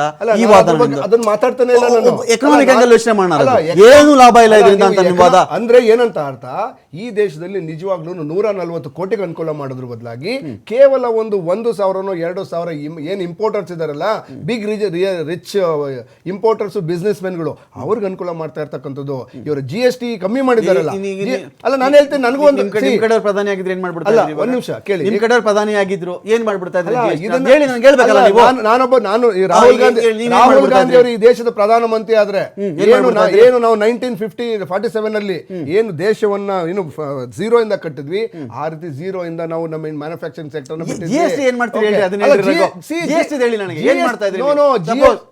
GST ಮಾಡಿರೋದು ನಾನು ಪ್ರಶ್ನೆ ಮಾಡ್ತಿಲ್ಲ. GST 8 ವರ್ಷ ಆದ್ಮೇಲೆ ಅದನ್ನು ಕಮ್ಮಿ ಮಾಡಿದಿರಲ್ಲ, ಅನುಕೂಲ ಆಗ್ತದೆ. ಬಡವನಾಗಿ ನಾನೊಬ್ಬ ಬಡವನಾಗಿ ನನಗೆ 5% ಒಂದು ಸ್ಕೂಟರ್ ತಗೊಳ್ಬೇಕು ಅಂತಂದ್ರೆ ನನಗೆ 100% ಒಂದು ಕಮ್ಮಿ ಆಗ್ತದೆ. ಈಗೇನೋ ನಾನು ಒಂದು ಚಿಕ್ಕ ಕಾರ್ ತಗೊಳ್ಬೇಕು ಅಂದ್ರೆ ಹತ್ತತ್ರ ಒಂದು 50-60 ಸಾವಿರ, ಕೆಲವು ಕಾರಲ್ಲಿ 70 ಸಾವಿರ ಆಗ್ತಾ ಇದೆ. ಅದ್ರ ಬಗ್ಗೆ ಮಾತಾಡ್ತಾ ಇಲ್ಲ. ನಿಜವಾಗ್ಲೂ ಈ GST ನಿಜವಾಗ್ಲೂ ಜನರಿಗೆ ಹೆಂಗ್ ಹೋಗ್ತಾ ಇದೆ, ನನಗೆ ನಿಜವಾಗ್ಲೂ ಇವತ್ತು ಅವಶ್ಯಕತೆ ಇರೋದು ನನ್ನ ಜೋಬಿನಲ್ಲಿ ದುಡ್ಡು ದುಡಿಯೋದಲ್ಲ, ದುಡಿಯೋದು ಬೇಕಾಗಿರೋದು, ಈ ಎಂಪ್ಲಾಯ್ಮೆಂಟ್ ಜನರೇಟ್ ಆಗಬೇಕಾಗಿರೋದು. ಆದ್ರೆ ನಿಜವಾಗ್ಲೂ ಇವತ್ತು ಈ ಪರಿಸ್ಥಿತಿ ಬಂದು ಹೇಗಿದೆ ಅಂತಂದ್ರೆ, ನಮ್ಮ ದೇಶದಲ್ಲಿ ಮ್ಯಾನುಫ್ಯಾಕ್ಚರಿಂಗು ಆಗ್ತಾನೆ ಇಲ್ಲ. ಕೇವಲ 1,000-1,200 ಜನರೇನಿದ್ದಾರೆ ದುಡ್ಡಿರ್ತಕ್ಕಂಥ ಶ್ರೀಮಂತರು ಚೈನಾ ಮತ್ತೆ ಬೇರೆ ಬೇರೆ ದೇಶದಿಂದ ಇಂಪೋರ್ಟ್ ಮಾಡ್ಕೊಂಡು ಇಲ್ಲಿ ಮ್ಯಾನುಫ್ಯಾಕ್ಚರ್ ಮಾಡ್ತಾರೆ. ಇವತ್ತೇನು ನಮ್ಮ ದೇಶದಲ್ಲಿ ಮ್ಯಾನುಫ್ಯಾಕ್ಚರ್ ಆಗ್ತಾ ಇದೆ 80% ಮೊಬೈಲ್ಗಳು, ಅದ್ರ 80% ಕಾಂಪೌಂಡ್ ಚೈನಾದು ಅಂತ ಹೇಳಿದ್ರೆ ಮೇಕ್ ಇನ್ ಚೈನಾ ಅಂತ ಯಾವ ನಾಚಿಕೆಯಿಂದ ಹಾಕೋತೀವಿ ನಾವು? ನಿಮ್ ಕಾಲದಲ್ಲೆಲ್ಲ ಬೆಂಗಳೂರಲ್ಲಿ ಉತ್ಪತ್ತಿ ಆಗ್ತಾ ಇತ್ತು. ಅಲ್ಲ ನಮ್ಮ ಕಾಲದಲ್ಲಿ ಮಾತ್ರ ಚೈನಾ. ನಮ್ಮ ಕಾಲದಲ್ಲಿ ಫುಲ್ ಬೆಂಗಳೂರಲ್ಲಿ ಆಗ್ತಾ ಇತ್ತು. ಬೆಂಗಳೂರು KR ಮಾರ್ಕೆಟ್ ಈ ಕಡೆ ಪೀಣ್ಯ ಇಲ್ಲೇ ರೆಡಿ ಮಾಡ್ಬಿಡ್ತಾ ಇದ್ರು ನೀವು. ಇಲ್ಲೇ ಆಗ್ತಾ ಇತ್ತು. ಯಾಕೆ ಅಂತಂದ್ರೆ ಅವಾಗ ಸತ್ಯ ಒಪ್ಕೊಳ್ಳೋಣ. ಅಲ್ಲ ಒಪ್ಕೊತೀನಿ ನಾನು. ಈಗ ಕಾಂಗ್ರೆಸ್ ಕಾಲದಲ್ಲಿ, ಕಾಂಗ್ರೆಸ್ UPA ಕಾಲದಲ್ಲಿ ಕಲಾಸಿಪಾಳ್ಯದಲ್ಲಿ ಈ ಕಡೆ ಮೆಜೆಸ್ಟಿಕ್ ಅಲ್ಲಿ ಪೀಣ್ಯದಲ್ಲಿ ಎಲ್ಲಾ ಕಾಂಪೌಂಡ್ಸ್ ರೆಡಿ ಆಗಿಬಿಡ್ತಾ ಇತ್ತು. ಎಲೆಕ್ಟ್ರಾನಿಕ್ ಸಿಟಿನಲ್ಲಿ ಡಿಪೆಂಡೆನ್ಸಿ ಇಷ್ಟಿರ್ಲಿಲ್ಲ. ಡಿಪೆಂಡೆನ್ಸಿ ಅವಾಗ 20% ಏನಿದೆಯಲ್ಲ ಆಪೋಸಿಟ್ ಇತ್ತಲ್ಲ, 90% ಇಲ್ಲ ಆಗ್ತಾ ಇತ್ತು, 80% ಇಲ್ಲ ಆಗ್ತಾ ಇತ್ತು, 20% ಅಲ್ಲಿ ಬಂತು. ನಾವೇನು ಏನೋ ಮ್ಯಾನುಫ್ಯಾಕ್ಚರಿಂಗ್ ಏರಾ ಮತ್ತೆ ಚಿಪ್ ಮಾಡರ್ನೈಸೇಷನ್ ಆಯ್ತಲ್ಲ, ಇದಕ್ಕೆ ನಾವು ಅಡಾಪ್ಟ್ ಮಾಡಕ್ಕಾಗ್ಲಿಲ್ಲ. ಈ ಮೇಕ್ ಇನ್ ಇಂಡಿಯಾ ಅನ್ನೋದೇ ಒಂದು ಜುಮ್ಲಾ. ಮೇಕ್ ಇನ್ ಇಂಡಿಯಾ ಆಗಿದ್ರೆ ಯಾಕೆ ಕಂಟಿನ್ಯೂ ಮಾಡ್ಲಿಲ್ಲ ಅವರು? ಅದಾದ ನಂತರ ಆತ್ಮನಿರ್ಭರ ಭಾರತ, ಕೈಗಾರಿಕೀಕರಣ ಇಲ್ಲವೇ ವಿನಾಶ. ವಿಶ್ವೇಶ್ವರಯ್ಯವರ ದೊಡ್ಡ ಸ್ಟೇಟ್ಮೆಂಟ್. ಕೈಗಾರಿಕೀಕರಣ ಮತ್ತು ವಿನಾಶ ಅಂತ ಹೇಳಿದವರು ಗಾಂಧಿ ಅವರು. ಗಾಂಧಿ ಪ್ರಿನ್ಸಿಪಲ್ ಮೇಲೆ ನೀವು ಬಂದಿದ್ದು, ಕೃಷಿಯನ್ನೇ ನೀವು ಬೆನ್ನೆಲುಬು. ನೀವು ಈಗ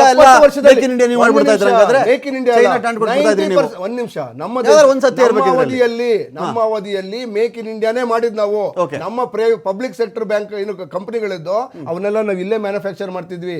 ಇವ್ರೇನ್ ಮಾಡಿದ್ರು, ಆ ಪಬ್ಲಿಕ್ ಸೆಕ್ಟರ್ ಕಂಪನಿಗಳನ್ನ ಕ್ಲೋಸ್ ಮಾಡಿ ಏನು ಪ್ರೈವೇಟ್ ಕಂಪನಿಗಳು ಕೊಟ್ಟು ಏನಾಯ್ತು, HAL ಅನ್ನು ಕ್ಲೋಸ್ ಮಾಡೋ ಪರಿಸ್ಥಿತಿಗೆ ಬಂದಿದ್ರು. ಇವತ್ತು HAL ಕ್ಲೋಸ್ ಮಾಡೋ ಸ್ಥಿತಿ ಇದ್ದಿದ್ರೆ ಅದು ಒಂದೇ ಒಂದು 10 ಸೆಕೆಂಡ್ಸ್. ಇನ್ನೊಂದು ಹೇಳ್ತೇನೆ. ಸೊ ನಿಮಗೂ ಗೊತ್ತು ಈಗ ಏನಾಗ್ತದೆ, ನಾವು ನಮ್ಮ ಮಿತ್ರರು ಕೂಡ ಹೇಳ್ತಾ ಇದ್ರು, ಎಕನಾಮಿಸ್ಟ್, ಇವಾಗ ಪೆಟ್ರೋಲ್ ಮತ್ತೆ ಡೀಸೆಲ್ ಹೇಗೆ ಜೀವನದಲ್ಲಿ ಬದಲಾಗ್ತದೆ ಅಂದ್ರೆ, ಮನಮೋಹನ್ ಸಿಂಗ್ ಅವರು ಇದ್ದಾಗ ಒಂದು ವರ್ಷದಲ್ಲಿ ಟ್ಯಾಕ್ಸ್ ಕಲೆಕ್ಟ್ ಆಗ್ತಿದ್ದು ಪೆಟ್ರೋಲ್ ಇಂದ 75,000 crore. ಈಗ ಸರಿಸುಮಾರು 4.25 ಲಕ್ಷ ಕೋಟಿ ಪ್ರತಿ ವರ್ಷ ಬರ್ತಾ ಇದೆ. ಅಂದ್ರೆ ಅಗಾಧವಾದಂತ 10 years ಅಲ್ಲಿ ಇಷ್ಟು ಪ್ರಮಾಣ ಏನ್ ಕಟ್ಟಿದಿರಿ ತೋರಿಸಿ, ಏನ್ ಕಟ್ಟಿದಿರಿ ತೋರಿಸಿ ಸ್ವಾಮಿ. ಯಾವ್ದನ್ನ ಒಂದು ಡ್ಯಾಮ್ ಕಟ್ಟಿದಿರಾ? ಏನ್ ಯಾರ್ ಕಟ್ಟಿಲ್ವಾ, ಕಟ್ಟಿದ್ರು? ಏರ್ಪೋರ್ಟ್ ಅಲ್ಲ, ಕಟ್ಟಿಲ್ವಾ, ರೋಡ್ಗಳು ಒಂದ್ ನಿಮಿಷ, ಕಟ್ಟಿಲ್ವಾ? ಎಲ್ಲ ಮಾರಿ ಯಾರ್ ಆರಾಮ ಮೈಸೂರಿಗೆ ಹೋಗಲ್ವಾ ನೀವು ಇವಾಗ? ಒಂದ್ ನಿಮಿಷ, ಮೈಸೂರಿಗೆ ಆರಾಮಾಗಿ ಹೋಗಲ್ಲ ಅಲ್ಲ, ನೀವು ಏನ್ ಈಗ? ಪುಕ್ಕಟ್ಟೆ ಕೊಡ್ತೀವಾ? ದಶಪಥದಲ್ಲಿ ಹೋಗಲ್ಲ ಪುಕ್ಕಟ್ಟೆ ನೀವು? ಕೊಡ್ತೀರಾ? ಅದು Okay. ಜನಗಳ ಸಾಲ ಇದೆ. ಏನ್ ಇವಾಗಪ್ಪ ಏನು ನಿತಿನ್ ಗಡ್ಕರಿ ಅವರು ಇದ್ದಾರೆ, ನಿತಿನ್ ಗಡ್ಕರಿ ಅವರ ಅಳಿಯ ಮತ್ತೆ ಅವರ ರಿಲೇಟಿವ್ಸ್ ಕಂಪನಿ ಅದು ಏನು ಎಥನಾಲ್ E20 ಅಂತ ಬಂತಲ್ಲ ಸ್ಕ್ಯಾಮು, ಅದು ಇಟ್ಸ್ ಎ ಸ್ಕ್ಯಾಮ್. ಓಕೆ, ಯಾವ್ದನ್ನು ಪುಕ್ಕಟ್ಟೆ ಕೊಡ್ತಾ ಇಲ್ಲ. ನಮ್ಮ ದೇಶದ ಜನ ಕೊಟ್ಟು ಮಾಡ್ತಾ ಇದೀವಿ. ಈಗ ಟ್ಯಾಕ್ಸ್ ಕಡಿಮೆ ಮಾಡೋ ವಿಚಾರ ಬಂದಾಗ ಕ್ರೆಡಿಟ್ ವಾರ್ ಇದ್ದೇ ಇರುತ್ತೆ. ಇದು ರಾಜ್ಯಗಳನ್ನ ವೀಕೆನ್ ಮಾಡ್ತಿದೆ ಅಂತ, ರಾಜ್ಯಗಳ ಆದಾಯವನ್ನು ವೀಕೆನ್ ಮಾಡ್ತಾ ಇದೆ ಅಂತ ಒಂದು ವಾದ ಬರುತ್ತೆ. ರಾಜ್ಯಗಳ ಆದಾಯನೂ ಜಾಸ್ತಿ ಮಾಡಬೇಕು, ಕೇಂದ್ರದ ಆದಾಯನೂ ಜಾಸ್ತಿ ಮಾಡಬೇಕು, ಜನಗಳ ಖರ್ಚು ಕಡಿಮೆ ಮಾಡಬೇಕು, ಜನಗಳಿಗೂ ಲಾಭ ಮಾಡಿಕೊಡ್ಬೇಕು ಅಂದರೆ ಒಂದು ಸಾಲಿನ ಎಕನಾಮಿಕ್ ರಿಫಾರ್ಮ್ಸ್ ಏನಾದರೂ ಇದೆಯಾ ಆ ಥರದ್ದು? ಒಂದೇ ಒಂದು ಸಾಲ ಎಲ್ಲ ಮಾಡ್ಬಿಡ್ತೀನಪ್ಪ. Economics is very dynamic. ಮತ್ತೆ ಅದು ಸ್ಟ್ಯಾಟಿಕ್ ಅಲ್ಲ, ಅದು ಒಂದೇ one formula one size fit. ಯಾರೋ ಒಬ್ರು ಲಾಸ್ ಬೇರ್ ಮಾಡ್ಬೇಕಾಗುತ್ತೆ, ಯಾರೋ ಒಬ್ರು ಪ್ರಾಫಿಟ್ ತಗೋಬೇಕಾಗುತ್ತೆ. ಮತ್ತೆ ಅದೆಲ್ಲ ಮಾಡಿದಾಗ ಏನಾಗುತ್ತೆ, ಬಡವ ಮತ್ತೆ ಸಾಹುಕಾರ ಅನ್ನೋದು ಗ್ಯಾಪ್ ಅನ್ನೋದು ಕಡಿಮೆ ಆಗಬೇಕು ಓಕೆ ಮಾಡಿದಾಗ. ಬಟ್ ಈಗ ಅದು ಆಗ್ತಾ ಇಲ್ಲ. ಈಗ ಒಂದು ಡಿಸ್ಕಷನ್ ಅಲ್ಲಿ ಹೇಳಿದ್ರಿ, ಏನು ಇವಾಗ ಟ್ಯಾಕ್ಸ್ ಕಡಿಮೆ ಮಾಡಿಬಿಟ್ಟಿದ್ದಾರೆ, ಬೆನಿಫಿಟ್ ಎಂಡ್ ಯೂಸರ್ ಅಥವಾ ಕನ್ಸ್ಯೂಮರ್ಗೆ ಸಿಗುತ್ತಾ? ಅವನೇ ಬೆಲೆ ಜಾಸ್ತಿ ಮಾಡ್ತಾನೆ ಕಂಪನಿ ಅವನೇ. ಇವಾಗ ಒಂದು ಪ್ರಾಡಕ್ಟ್ಗೆ 100 ರೂಪಾಯಿ ಇತ್ತು, ಅದಕ್ಕೆ 18% ಟ್ಯಾಕ್ಸ್ ಇದ್ದಾಗ 118 ರೂಪಾಯಿ ಕೊಟ್ಟು ನಾನು ತಗೋಬೇಕಿತ್ತು. ಆಯ್ತು, ಈಗ 18 ಬೇಡ 5% ಅಂತ ಬಂದ್ರೆ 105 ರೂಪಾಯಿಗೆ ತಗೋಬೇಕು ನಾವೀಗ. 18% ಸ್ಲ್ಯಾಬ್ ಬೇಡ ಅಂದ್ರೆ ಅದೇ ಬಿಸ್ನೆಸ್ ಮೆನ್ ಏನ್ ಮಾಡ್ತಾರೆ, ಅದ್ರ MRP ಅದು ಬೇಸ್ ಪ್ರೈಸೇನೆ 105 ರೂಪಾಯಿ ಮಾಡ್ಬಿಡ್ತಾರೆ. ಕರೆಕ್ಟ್, 105 ರೂಪಾಯಿ ಮಾಡ್ಬಿಟ್ಟು ಅದಕ್ಕೆ 5% ಟ್ಯಾಕ್ಸ್ ಹಾಕ್ಬಿಟ್ಟು ಮಾಡ್ತಾರೆ. ಸೊ ನೆಟ್ ಎಫೆಕ್ಟ್ ನಿಮಗೆ 18 ಮತ್ತೆ 5 ಅದು ಸಿಕ್ಕೋಲ್ಲ. ಓಕೆ, ಯಾಕೆ ಯಾಕೆ ಅಂತ ಹೇಳ್ತೀನಿ. ನಮ್ಮ ದೇಶದಲ್ಲೇನೆ ನಾವು ನೋಡಿದ್ದೀವಿ 2014ರಲ್ಲಿ ಒಂದು ಬ್ಯಾರೆಲ್ ಪ್ರೈಸ್ ಮತ್ತೆ ಪೆಟ್ರೋಲ್ ಪ್ರೈಸ್ ಹೇಳ್ದಂಗೆ ಇವರು 142 ಇತ್ತು, 142 ಇತ್ತು. ಆಗ್ಲೂ ನಾವು ಒಂದು 70-80 ರೂಪಾಯಿಗೆ ಕೊಡ್ತಿದ್ವಿ. ಇವಾಗ ಒಂದು 50-60 ರೂಪಾಯಿ ಬ್ಯಾರೆಲ್ ಆಗಿದೆ ಬ್ಯಾರೆಲ್ ಪರ್ ಬ್ಯಾರೆಲ್. ಅದಕ್ಕಿಂತ ಜಾಸ್ತಿನೇ ಕೊಡ್ತೀವಿ. ಸೊ ರೇಟ್ ಕಟ್ ಮಾಡಿದ ತಕ್ಷಣ ಎಂಡ್ ಯೂಸರ್ಗೆ ರೀಚ್ ಆಗುತ್ತೆ ಅನ್ನೋ 100% ಆಶ್ವಾಸನೆ ಅಂತೂ ಕೊಡ್ಲಿಕ್ಕಾಗಲ್ಲ. ಆಮೇಲೆ ಈ ದೇಶದಲ್ಲಿ ಏನಾಗಿದೆ, ನಮ್ಮ ಮೋದಿಯವರು ಬಂದ್ಬಿಟ್ಟು ಪ್ರಧಾನ ಮಂತ್ರಿಗಳು ಹೇಳಿದ್ರು, ಏನು ಫಾರ್ಮರ್ಸ್ ಇನ್ಕಮ್ ಅನ್ನು ಡಬಲ್ ಮಾಡ್ತೀವಿ ಅಂತ ಹೇಳ್ಬಿಟ್ಟು. ಆ ಡೆಡ್ಲೈನ್ಸ್ ಎಲ್ಲ ಮುಗೀತು, 2022 ಆಯ್ತು. ಫಾರ್ಮರ್ ಇನ್ಕಮ್ ಅನ್ನ ಹೇಗೆ ಡಬಲ್ ಮಾಡ್ತಾರೆ? ಟ್ರ್ಯಾಕ್ಟರ್ಗಳು ಬೇರೆ ಬೇರೆ HP ಇರ್ತಕ್ಕಂಥ ಟ್ರ್ಯಾಕ್ಟರ್ಗಳು ಬೇರೆ ನಾವು ಕಡಿಮೆ ಮಾಡ್ತಾ ಇದ್ದೀವಿ, ಟ್ಯಾಕ್ಸ್ ಲಾಭ ಆಗುತ್ತೆ ಅವ್ರಿಗೆ. ರೈತಾಪಿ ಕುಟುಂಬದಿಂದ ಬಂದು ರೈತನಾಗಿರೋನು ನಾನು ಹೇಳ್ತೀನಿ, ಅವ್ರು ಕಡಿಮೆ ಮಾಡಿದ ತಕ್ಷಣ ನಾನು ನಾಳೆ ಬೆಳಿಗ್ಗೆ ಹೋಗಿ ಟ್ರ್ಯಾಕ್ಟರ್ ತಗೊಳ್ಳೋದಕ್ಕಾಗಲ್ಲ. ಓಕೆ, ಅದರಲ್ಲೂ ಅವ್ರು 1,500 CCಗಿನ್ನ ಕಡಿಮೆ ಇರೋ ಟ್ರ್ಯಾಕ್ಟರ್ಗಳಿಗೆ ಇಷ್ಟು ಕಡಿಮೆ ಆಗುತ್ತೆ ಅಂತ ಮಾಡಿದ್ದಾರೆ. ಅದು ಆಗಲ್ಲ. ಯಾಕೆ ಅಂತ ಹೇಳಿದ್ರೆ, ಇವಾಗ ರೈತ ಅಂತ ಹೇಳಿದ್ಮೇಲೆ ಡಬ್ಲಿಂಗ್ ಇನ್ಕಮ್ ಯಾವಾಗ ಗೊತ್ತಾ ಸರ್ ಮಾಡೋದು? ಯಾವ್ದಾದ್ರು ಒಂದು ಕೆರೆ ಜೀರ್ಣೋದ್ಧಾರ ಮಾಡಿದ್ದಾರೆ ನೋಡಿದೀರಾ? ಒಂದು ಕೆರೆ ಜೀರ್ಣೋದ್ಧಾರ ಮಾಡಿದ್ರೆ ಸುತ್ತ 200 ಹಳ್ಳಿಗಳಲ್ಲಿ ಗ್ರೌಂಡ್ ವಾಟರ್ ಲೆವೆಲ್ ಜಾಸ್ತಿ ಆಗುತ್ತೆ. ಬೋರ್ವೆಲ್ ಹಾಕಿರ್ತೀನಿ, ನೀರು ಬರುತ್ತೆ, ನಾನು ದುಡ್ಕೊಂಡು ನಾನು ಮಾರ್ತೀನಿ, ಮಾರುಕಟ್ಟೆ ಕೊಡಬೇಕು ನಮಗೆ. ಮಾರುಕಟ್ಟೆನಲ್ಲಿ ಮಿನಿಮಮ್ ಸಪೋರ್ಟ್ ಪ್ರೈಸ್ ಅನ್ನೋದು ಕೊಡಬೇಕು. ಅದು ಕೊಡ್ದಿರಾ ಇವ್ರಿಗೆ ಹೆಲ್ಪ್ ಆಗೋಂಗ್ ಮಾಡ್ತಿದ್ದಾರೆ. ಏನು ಇದು ಇನ್ವರ್ಟೆಡ್ ಟ್ಯಾಕ್ಸ್ ಸ್ಟ್ರಕ್ಚರ್ ಇದೆ ಯಾವುದು ನಮ್ಮ ಫರ್ಟಿಲೈಸರ್ಸ್ ಅಲ್ಲಿ. ಏನ್ ಇನ್ವರ್ಟೆಡ್ ಟ್ಯಾಕ್ಸ್ ಸ್ಟ್ರಕ್ಚರ್ ಅಂದ್ರೆ, ನಾವು ಯೂರಿಯಾ ಅಮೋನಿಯಾ ಎಲ್ಲ ಹಾಕ್ತಿವಿ. ಸೊ ಇದು ಇನ್ಪುಟ್ ಏನ್ ತಗೋತೀವಿ ಅದ್ರದ್ದು ಟ್ಯಾಕ್ಸ್ ಜಾಸ್ತಿ. ನಾನು ಫಿನಿಶ್ ಮಾಡ್ತೀನಲ್ಲ ಎಂಡ್ ಪ್ರಾಡಕ್ಟ್, ಯೂರಿಯಾ ಮಾಡ್ಬಿಟ್ಟು ಮಾರಿದ್ರೆ ಅದ್ರ ಟ್ಯಾಕ್ಸ್ ಕಡಿಮೆ. ಅದು ಇವಾಗ 18ರಿಂದ 5% ಇಳಿಸಿದೀವಿ ಅಂತ ಹೇಳ್ತಾರೆ. ನಮ್ಮ ದೇಶದಲ್ಲಿರುವ ಅಗ್ರಿಕಲ್ಚರಲ್ ಸೈಂಟಿಸ್ಟ್ಸ್ಗೆ 18ರಿಂದ 5% ಇಳಿಸೋದಕ್ಕೆ 8 ವರ್ಷ ಬೇಕಾಯ್ತಾ? ಹೀಗೆ ಮಾಡಿದ್ರೆ ಯಾವಾಗ ನಮ್ಮ ಫಾರ್ಮರ್ಸ್ ಇನ್ಕಮ್ ಡಬಲ್ ಆಗೋದು? ಮತ್ತೆ ಹೆಲ್ತ್ ಕೇರ್ ವಿಷಯಕ್ಕೆ ಬಂದ್ರೆ, ಇವಾಗೆಲ್ಲ ಬ್ಯಾಂಡೇಜ್ ಬಗ್ಗೆ ನೀವು ಮಾತಾಡ್ತಿದ್ರಿ, ದೊಡ್ಡ ಗಾಯ ಆದಾಗ ಚಿಕ್ಕ ಬ್ಯಾಂಡೇಜ್ ಅಂತ ಹೇಳ್ಬಿಟ್ಟು. ಈಗ ಬ್ಯಾಂಡೇಜ್ ರೇಟ್ ಕಡಿಮೆ ಮಾಡಿದ್ದಾರೆ. ಎಷ್ಟು? 18% ಇಂದ 5%. ಮತ್ತೆ ಲೈಫ್ ಸೇವಿಂಗ್ ಮಾಡಿದ್ರು. ಲೈಫ್ ಸೇವಿಂಗ್ ಡ್ರಗ್ಸ್ 3 ಡ್ರಗ್ಸ್ ಅಂತೆ ಕ್ಯಾನ್ಸರ್ ಅನ್ನ ನಿರೋಧಕ ಮಾಡೋದು, ಅದನ್ನ 5% ಇಂದ ನಿಲ್ ಮಾಡಿದೀವಿ ಇವಾಗ ಅಂತ ಕೊಚ್ಕೋತಾರೆ. ಈ ಕೊಚ್ಕೊಳ್ಳೋದು 8 ವರ್ಷದ ಮುಂಚೆ ಎಲ್ಲೋಗಿತ್ತು? ಟ್ಯಾಕ್ಸ್ ಹಾಕ್ಬೇಕಿದ್ದಾಗ ಎಲ್ಲಿತ್ತು ತಲೆ? ಕೃಷ್ಣರಾಜ್ ಸರ್, ಟ್ಯಾಕ್ಸ್ ಹಾಕಿದವರೇ ಟ್ಯಾಕ್ಸ್ನ ಕಡಿಮೆ ಮಾಡಿ ಕ್ರೆಡಿಟ್ ತಗೋತಾ ಇದ್ದಾರೆ ಅಂತ ಇದು ನಿಜನಾ? ಟ್ಯಾಕ್ಸ್ ಜಾಸ್ತಿ ಮಾಡಿದವರೇ ಲಕ್ಷ ಕೋಟಿ ಸಂಪಾದನೆ ಆಯಿತು ದೇಶಕ್ಕೆ, ಇದಾದ್ಮೇಲೆ ಅವರೇ ಕಡಿಮೆ ಮಾಡ್ತಾ ಇದ್ದಾರೆ, ಕ್ರೆಡಿಟ್ ಅವರೇ ತಗೋತಾರೆ, ಈಸಿ ಪೊಲಿಟಿಕಲಿ ಒಂದು ಸ್ಟಂಟ್ ಮಾಡ್ತಿದ್ದಾರೆ ಅಂತ ಪ್ರತಿಪಕ್ಷಗಳ ಆರೋಪ. ಅದೇ ನಾನು ಬಿಗಿನಿಂಗ್ ಅಲ್ಲೇ ಹೇಳಿದ್ನಲ್ಲ, ಇದು ಟ್ಯಾಕ್ಸ್ ಕಡಿಮೆ ಮಾಡ್ಲಿಕ್ಕೆ ಪ್ರಮುಖವಾದ ಕಾರಣ ಟ್ರಂಪ್ ಟ್ಯಾರಿಫ್ ಎಫೆಕ್ಟ್ ಅಂತ.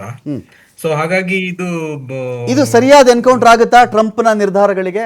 ಭಾರತ ಕಡೆಯಿಂದ ಸರಿಯಾದ ಕೌಂಟರ್ ಅಪ್ಪ, ಇದು ಅದ್ಭುತ ಕೌಂಟರ್, ಇದು ಅದಾಗುತ್ತಾ? ಅದು ಮ್ಯಾಚ್ ಆಗುತ್ತಾ ಹೋಗ್ಲಿ? ಇಲ್ಲ, ಇದು ಒನ್ ಆಫ್ ದಿ ಮೆಜರ್ಸ್ ಅಷ್ಟೇ, ಇದೇ ಅಲ್ಟಿಮೇಟಮ್ ಅಲ್ಲ. ನೀವ್ ಈಗ ಚರ್ಚೆ ಆಗ್ಬೇಕು ಪ್ರಮುಖವಾಗಿ ನಾವು ದೇಶ ಯಾಕೆ ಇಷ್ಟು ಹಿಂದುಳಿದಿದೆ ನಮ್ಮ ದೇಶ ಇನ್ ಕಂಪೇರ್ಡ್ ಟು ಬೇರೆ ರಾಷ್ಟ್ರಗಳಿಗೆ ಅಂತಂದಾಗ, ನಮ್ಮಲ್ಲಿ ಎಕ್ಸ್ಪೋರ್ಟ್ ಪೊಟೆನ್ಷಿಯಲ್ ಕಡಿಮೆ. ಎಕ್ಸ್ಪೋರ್ಟ್ ಪೊಟೆನ್ಷಿಯಲ್ ಅಂದ್ರೆ ಏನು ಅಂತಂದ್ರೆ, ಈಗ ಬೇರೆ ರಾಷ್ಟ್ರಗಳು ಏನಿದೆ, ಅಮೆರಿಕ ಇರ್ಬೋದು ಚೈನಾ ಇರ್ಬೋದು, ಜಪಾನ್ ಇರ್ಬೋದು, ಮತ್ತೆ ಫ್ರಾನ್ಸ್ ಅಥವಾ ಜರ್ಮನಿ ಇರ್ಬೋದು. ಇವ್ರುಗಳ ಎಕ್ಸ್ಪೋರ್ಟ್ ಪೊಟೆನ್ಷಿಯಲ್ ನೋಡಿ ಯಾವ ರೀತಿ. ಅವು ಸಣ್ಣ ರಾಷ್ಟ್ರಗಳು ಅವೆಲ್ಲ. ಅವರಲ್ಲಿ ಅಷ್ಟೊಂದು ರಿಸೋರ್ಸಸ್ ಇಲ್ಲ, ಎಕ್ಸೆಪ್ಟ್ ಚೈನಾ ಮತ್ತೆ ಅಮೆರಿಕಕ್ಕೆ ಬಿಟ್ರೆ. ಸೊ ಅವುಗಳು ಯಾವ ರೀತಿಯಲ್ಲಿ ಟೆಕ್ನಾಲಜಿ ಮತ್ತೆ ಇನ್ನೋವೇಶನ್ ಮತ್ತೆ ಎಂಟರ್ಪ್ರಿನರ್ಶಿಪ್ ಇನ್ವೆಸ್ಟ್ಮೆಂಟ್ ಅನ್ನ ಇಟ್ಕೊಂಡು ಎಷ್ಟು ಅದ್ಭುತವಾಗಿ ಬೆಳೆದವು. ಜಪಾನ್ ನಲ್ಲಿ ಎರಡನೇ ಮಹಾಯುದ್ಧದಲ್ಲಿ ಅವುಗಳ ಸ್ಥಿತಿ ಏನಿತ್ತು, ಯಾಕೆ ಜರ್ಮನಿ ಮತ್ತೆ ಇವು ಎಲ್ಲ ಬೆಳೆದವು ಅಂತಂದ್ರೆ ಅವರಲ್ಲಿರುವಂತ ಟೆಕ್ನಾಲಜಿ. ಓಕೆ. ಇವತ್ತು ನಾವು ಅವರ ಒಂದು ಟೆಕ್ನಾಲಜಿಯನ್ನು ಉಪಯೋಗಿಸಿ ನಾವು ಕಾರುಗಳನ್ನ ಮಾರ್ತಾ ಇದ್ದೀವಿ. ಮತ್ತೆ ಈಗ ಒಂದು ಎಕ್ಸಾಂಪಲ್ ಕೊಡೋದಾದ್ರೆ ಐಫೋನ್. ಫಾರ್ ಎಕ್ಸಾಂಪಲ್, ಐಫೋನ್ ವಿಶ್ವಾದ್ಯಂತ ಎಷ್ಟು ಮಾರಾಟ ಆಗ್ತಾ ಇರ್ಬೋದು, ನೀವು ಯೋಚನೆ ಮಾಡಿ, ಎಷ್ಟು ಲಾಭ ಆಗ್ತಾ ಇದೆ ಅವರಿಗೆ. ಕಿಡ್ನಿ ಮಾರ್ ತಗೊಳ್ಳೋ ಕ್ರೇಜ್ ಇದೆ ಅಲ್ಲಿ ಆ ರೀತಿಯ ಒಂದು ಪ್ರಾಡಕ್ಟ್, ಇಂಡಿಯನ್ ಪ್ರಾಡಕ್ಟ್ ಯಾವ್ದಾದ್ರು ಇದೆಯಾ? ಒಂದಾದ್ರೂ ಒಂದು ಪ್ರಾಡಕ್ಟ್ ಆ ರೀತಿ ಮಾರಾಟ ಮಾಡುವಂತ ಪ್ರಾಡಕ್ಟ್ ಯಾವ್ದಾದ್ರು ಇದೆಯಾ? ನಾವು ಇನ್ನೋವೇಶನ್ ಅಂದ್ರೆ ನಮ್ಮಲ್ಲಿ ರಿಸರ್ಚ್ ಅಂಡ್ ಡೆವಲಪ್ಮೆಂಟ್ ಗೆ ಮತ್ತೆ ಇನ್ನೋವೇಶನ್ ಗೆ ಎಂಟರ್ಪ್ರಿನರ್ಶಿಪ್ ಗೆ ಪ್ರೋತ್ಸಾಹ ಇಲ್ಲ. ಓಕೆ. ಮತ್ತೆ ನಮ್ಮಲ್ಲಿ ಸರಿಯಾದ ಇನ್ಸೆಂಟಿವ್ ಸ್ಕೀಮ್ಸ್ ಇಲ್ಲದೆ ಇರೋದ್ರಿಂದ ಇಷ್ಟು ಭಾರತದಲ್ಲಿ ಇಷ್ಟು ಯಂಗ್ ಪಾಪ್ಯುಲೇಷನ್ಗೆ ನಾವು ಎಷ್ಟು ಸದುಪಯೋಗ ಪಡಿಸ್ಕೊಂಡು ಅವ್ರನ್ನ ಮೇಲೆ ತರಬಹುದು. ಆ ಒಂದು ಟ್ರಸ್ಟ್ ಡಿಫಿಸಿಟ್ ನಮ್ಮ ಭಾರತ ದೇಶದಲ್ಲಿ ಇದೆ. ಆಗ್ಲೇ ಬೇರೆಯವ್ರು ಗಮನಿಸ್ದಂಗೆ ಅದು ಬಿಸ್ನೆಸ್ಗೆ ಪ್ರೋತ್ಸಾಹ ಜಾಸ್ತಿ ಸಿಗ್ತಾ ಇದೆ ಹೊರತು, ಅಂದ್ರೆ ಈಗಾಗ್ಲೇ ಇರುವಂತ ಬಿಸ್ನೆಸ್ ಗಳಿಗೆ ಜಾಸ್ತಿ ಪ್ರೋತ್ಸಾಹ ಸಿಗ್ತಾ ಇದೆ ಹೊರತು ಹೊಸ ಉತ್ಸಾಹಿ ಬಿಸ್ನೆಸ್ ಮೆನ್ ಗಳಿಗೆ ಎಂಟರ್ಪ್ರಿನರ್ಸ್ಗೆ ಅಷ್ಟು ಪ್ರೋತ್ಸಾಹ ಇಲ್ಲ ಈ ದೇಶದಲ್ಲಿ. ಅದರಿಂದ ನಮ್ಮಲ್ಲಿ ಇನ್ನೋವೇಟಿವ್ ಪ್ರಾಡಕ್ಟ್ಸ್ ಅನ್ನ ನಾವು ಮಾಡ್ಲಿಕ್ಕೆ ಆಗ್ತಾ ಇಲ್ಲ. Fine. Thank you sir. Thank you so much Krishnaraju sir. Thank you Umesh Babu ಪಿಳ್ಳೆಗೌಡ್ರೆ. ಥ್ಯಾಂಕ್ ಯು ರಘು ದೊಡ್ಡೇರಿ ಅವರೇ. ಏನಾಗುತ್ತೆ, ಅನೇಕ ವಲಯಗಳಿಗೆ ಒಂದು ಪ್ರೋತ್ಸಾಹ ಕೊಡಬೇಕಾಗತ್ತೆ, ವಿಶೇಷವಾಗಿ ಉತ್ಪಾದನಾ ವಲಯ. ಚೈನಾ ಒಂದು ಉತ್ಪಾದನಾ ಸೆಕ್ಟರನ್ನು ಇಟ್ಕೊಂಡೇ ಇಡೀ ವಿಶ್ವದಲ್ಲಿ ಯಾರಿಗೆ ಬೇಕಾದ್ರೂ ಚಾಲೆಂಜ್ ಮಾಡ್ತಾ ಇದೆ. ನಮ್ಮಲ್ಲಿ ಸರ್ವಿಸ್ ಸೆಕ್ಟರ್ ಜೋರಾಗ್ತಾ ಇದೆ. ಅಂದರೆ ನಾವು ಮನುಷ್ಯರನ್ನು ಜ್ಞಾನವಂತ, ಬುದ್ಧಿವಂತ, ವಿದ್ಯಾವಂತ, ತುಂಬ ಸ್ಕೋರ್ ಮಾಡಿರ್ತಕ್ಕಂಥವ್ರು ಅವ್ರನ್ನ ಅಮೇರಿಕಾ ಅಂತ ಅವರೆಲ್ಲ ವಲಸೆ ಹೋಗ್ತಾ ಇದೆ. ಇದೊಂದು ಬೌದ್ಧಿಕ ವಲಸೆ ಇದೆ. ನಾವಿಲ್ಲಿ ಸೆಕ್ಟರ್ಗಳಂತ ಬಂದಾಗ, ಮ್ಯಾನುಫ್ಯಾಕ್ಚರಿಂಗ್ ಸೆಕ್ಟರ್ ಅಂತ ಬಂದಾಗ, ಒಂದು 500 ಜನ ಬೇರೆ ಬೇರೆ ವಲಯದ ಉತ್ಪಾದನೆ ಮಾಡ್ತಿದ್ದವರು ಅದೆಲ್ಲವನ್ನು ಕೂಡ ಲಾಸ್ ಆಯಿತು, ಟ್ಯಾಕ್ಸ್ ಜಾಸ್ತಿ ಆಯಿತು, ಹಾಗೆ ಹೀಗೆ ಅಂತ ಯಾರೋ ಒಬ್ಬ ಕೊಂಡ್ಕೊಳ್ತಾ ಇದ್ದಾನೆ. ನನಗೆ ಬರೋ ಲಾಭ ಸಾಕು, ಮಾರ್ಕೆಟಲ್ಲಿ ನಂದೇ ಮೊನಾಪಲಿ ಇದೆ ಅಂಥೇಳಿ 500 ಬೇರೆ ಬೇರೆ ಜನಗಳನ್ನು ಮುಗಿಸಿ ಅವನು ನಿಂತಿದ್ದಾನಿಲ್ಲಿ. ಅವನಿಗೆ ತೆರಿಗೆ ಲಾಭ ಆಗ್ತಾ ಇಲ್ಲ. ಈ ಒಂದು ಉತ್ಪಾದನಾ ವಲಯ ನಾವು ಇಂಪ್ರೂವ್ ಮಾಡ್ಕೊಳ್ಬೇಕಾಗತ್ತೆ. ಇದು ಹರಡಬೇಕು, ಎಲ್ಲ ಕಡೆಯಲ್ಲಿ ಹರಡಬೇಕಾಗತ್ತೆ. ಆ ಒಂದು ಹರಡಿದಾಗ ಅದರ ಲಾಭ ಎಲ್ರಿಗೂ ಸಿಗುತ್ತೆ. ಒಂದು ರಿಯಲ್ ಎಸ್ಟೇಟ್ ಇಂಪ್ರೂವ್ ಆದರೆ ನಮ್ಮ ದೇಶದಲ್ಲಿ 350 ಬೇರೆ ಬೇರೆ ಸೆಕ್ಟರ್ಗಳು ಬೆಳೆದು ಬಿಡ್ತವೆ. ಬರೀ ಒಂದು ರಿಯಲ್ ಎಸ್ಟೇಟ್ ಇಂಪ್ರೂವ್ ಆಗಿಬಿಟ್ರೆ ಅದು ನಾವೇನು ಮಾಡಬೇಕು? ಇಂಥ ವಿಚಾರಗಳಲ್ಲೂ ಕೂಡ ದೊಡ್ಡ ಸುಧಾರಣೆಗಳಾಗಲಿ ಅಂತ ಹೇಳ್ತಾ ಡಿಬೇಟ್ ಮುಗಿಸ್ತಾ ಇದ್ದೀನಿ.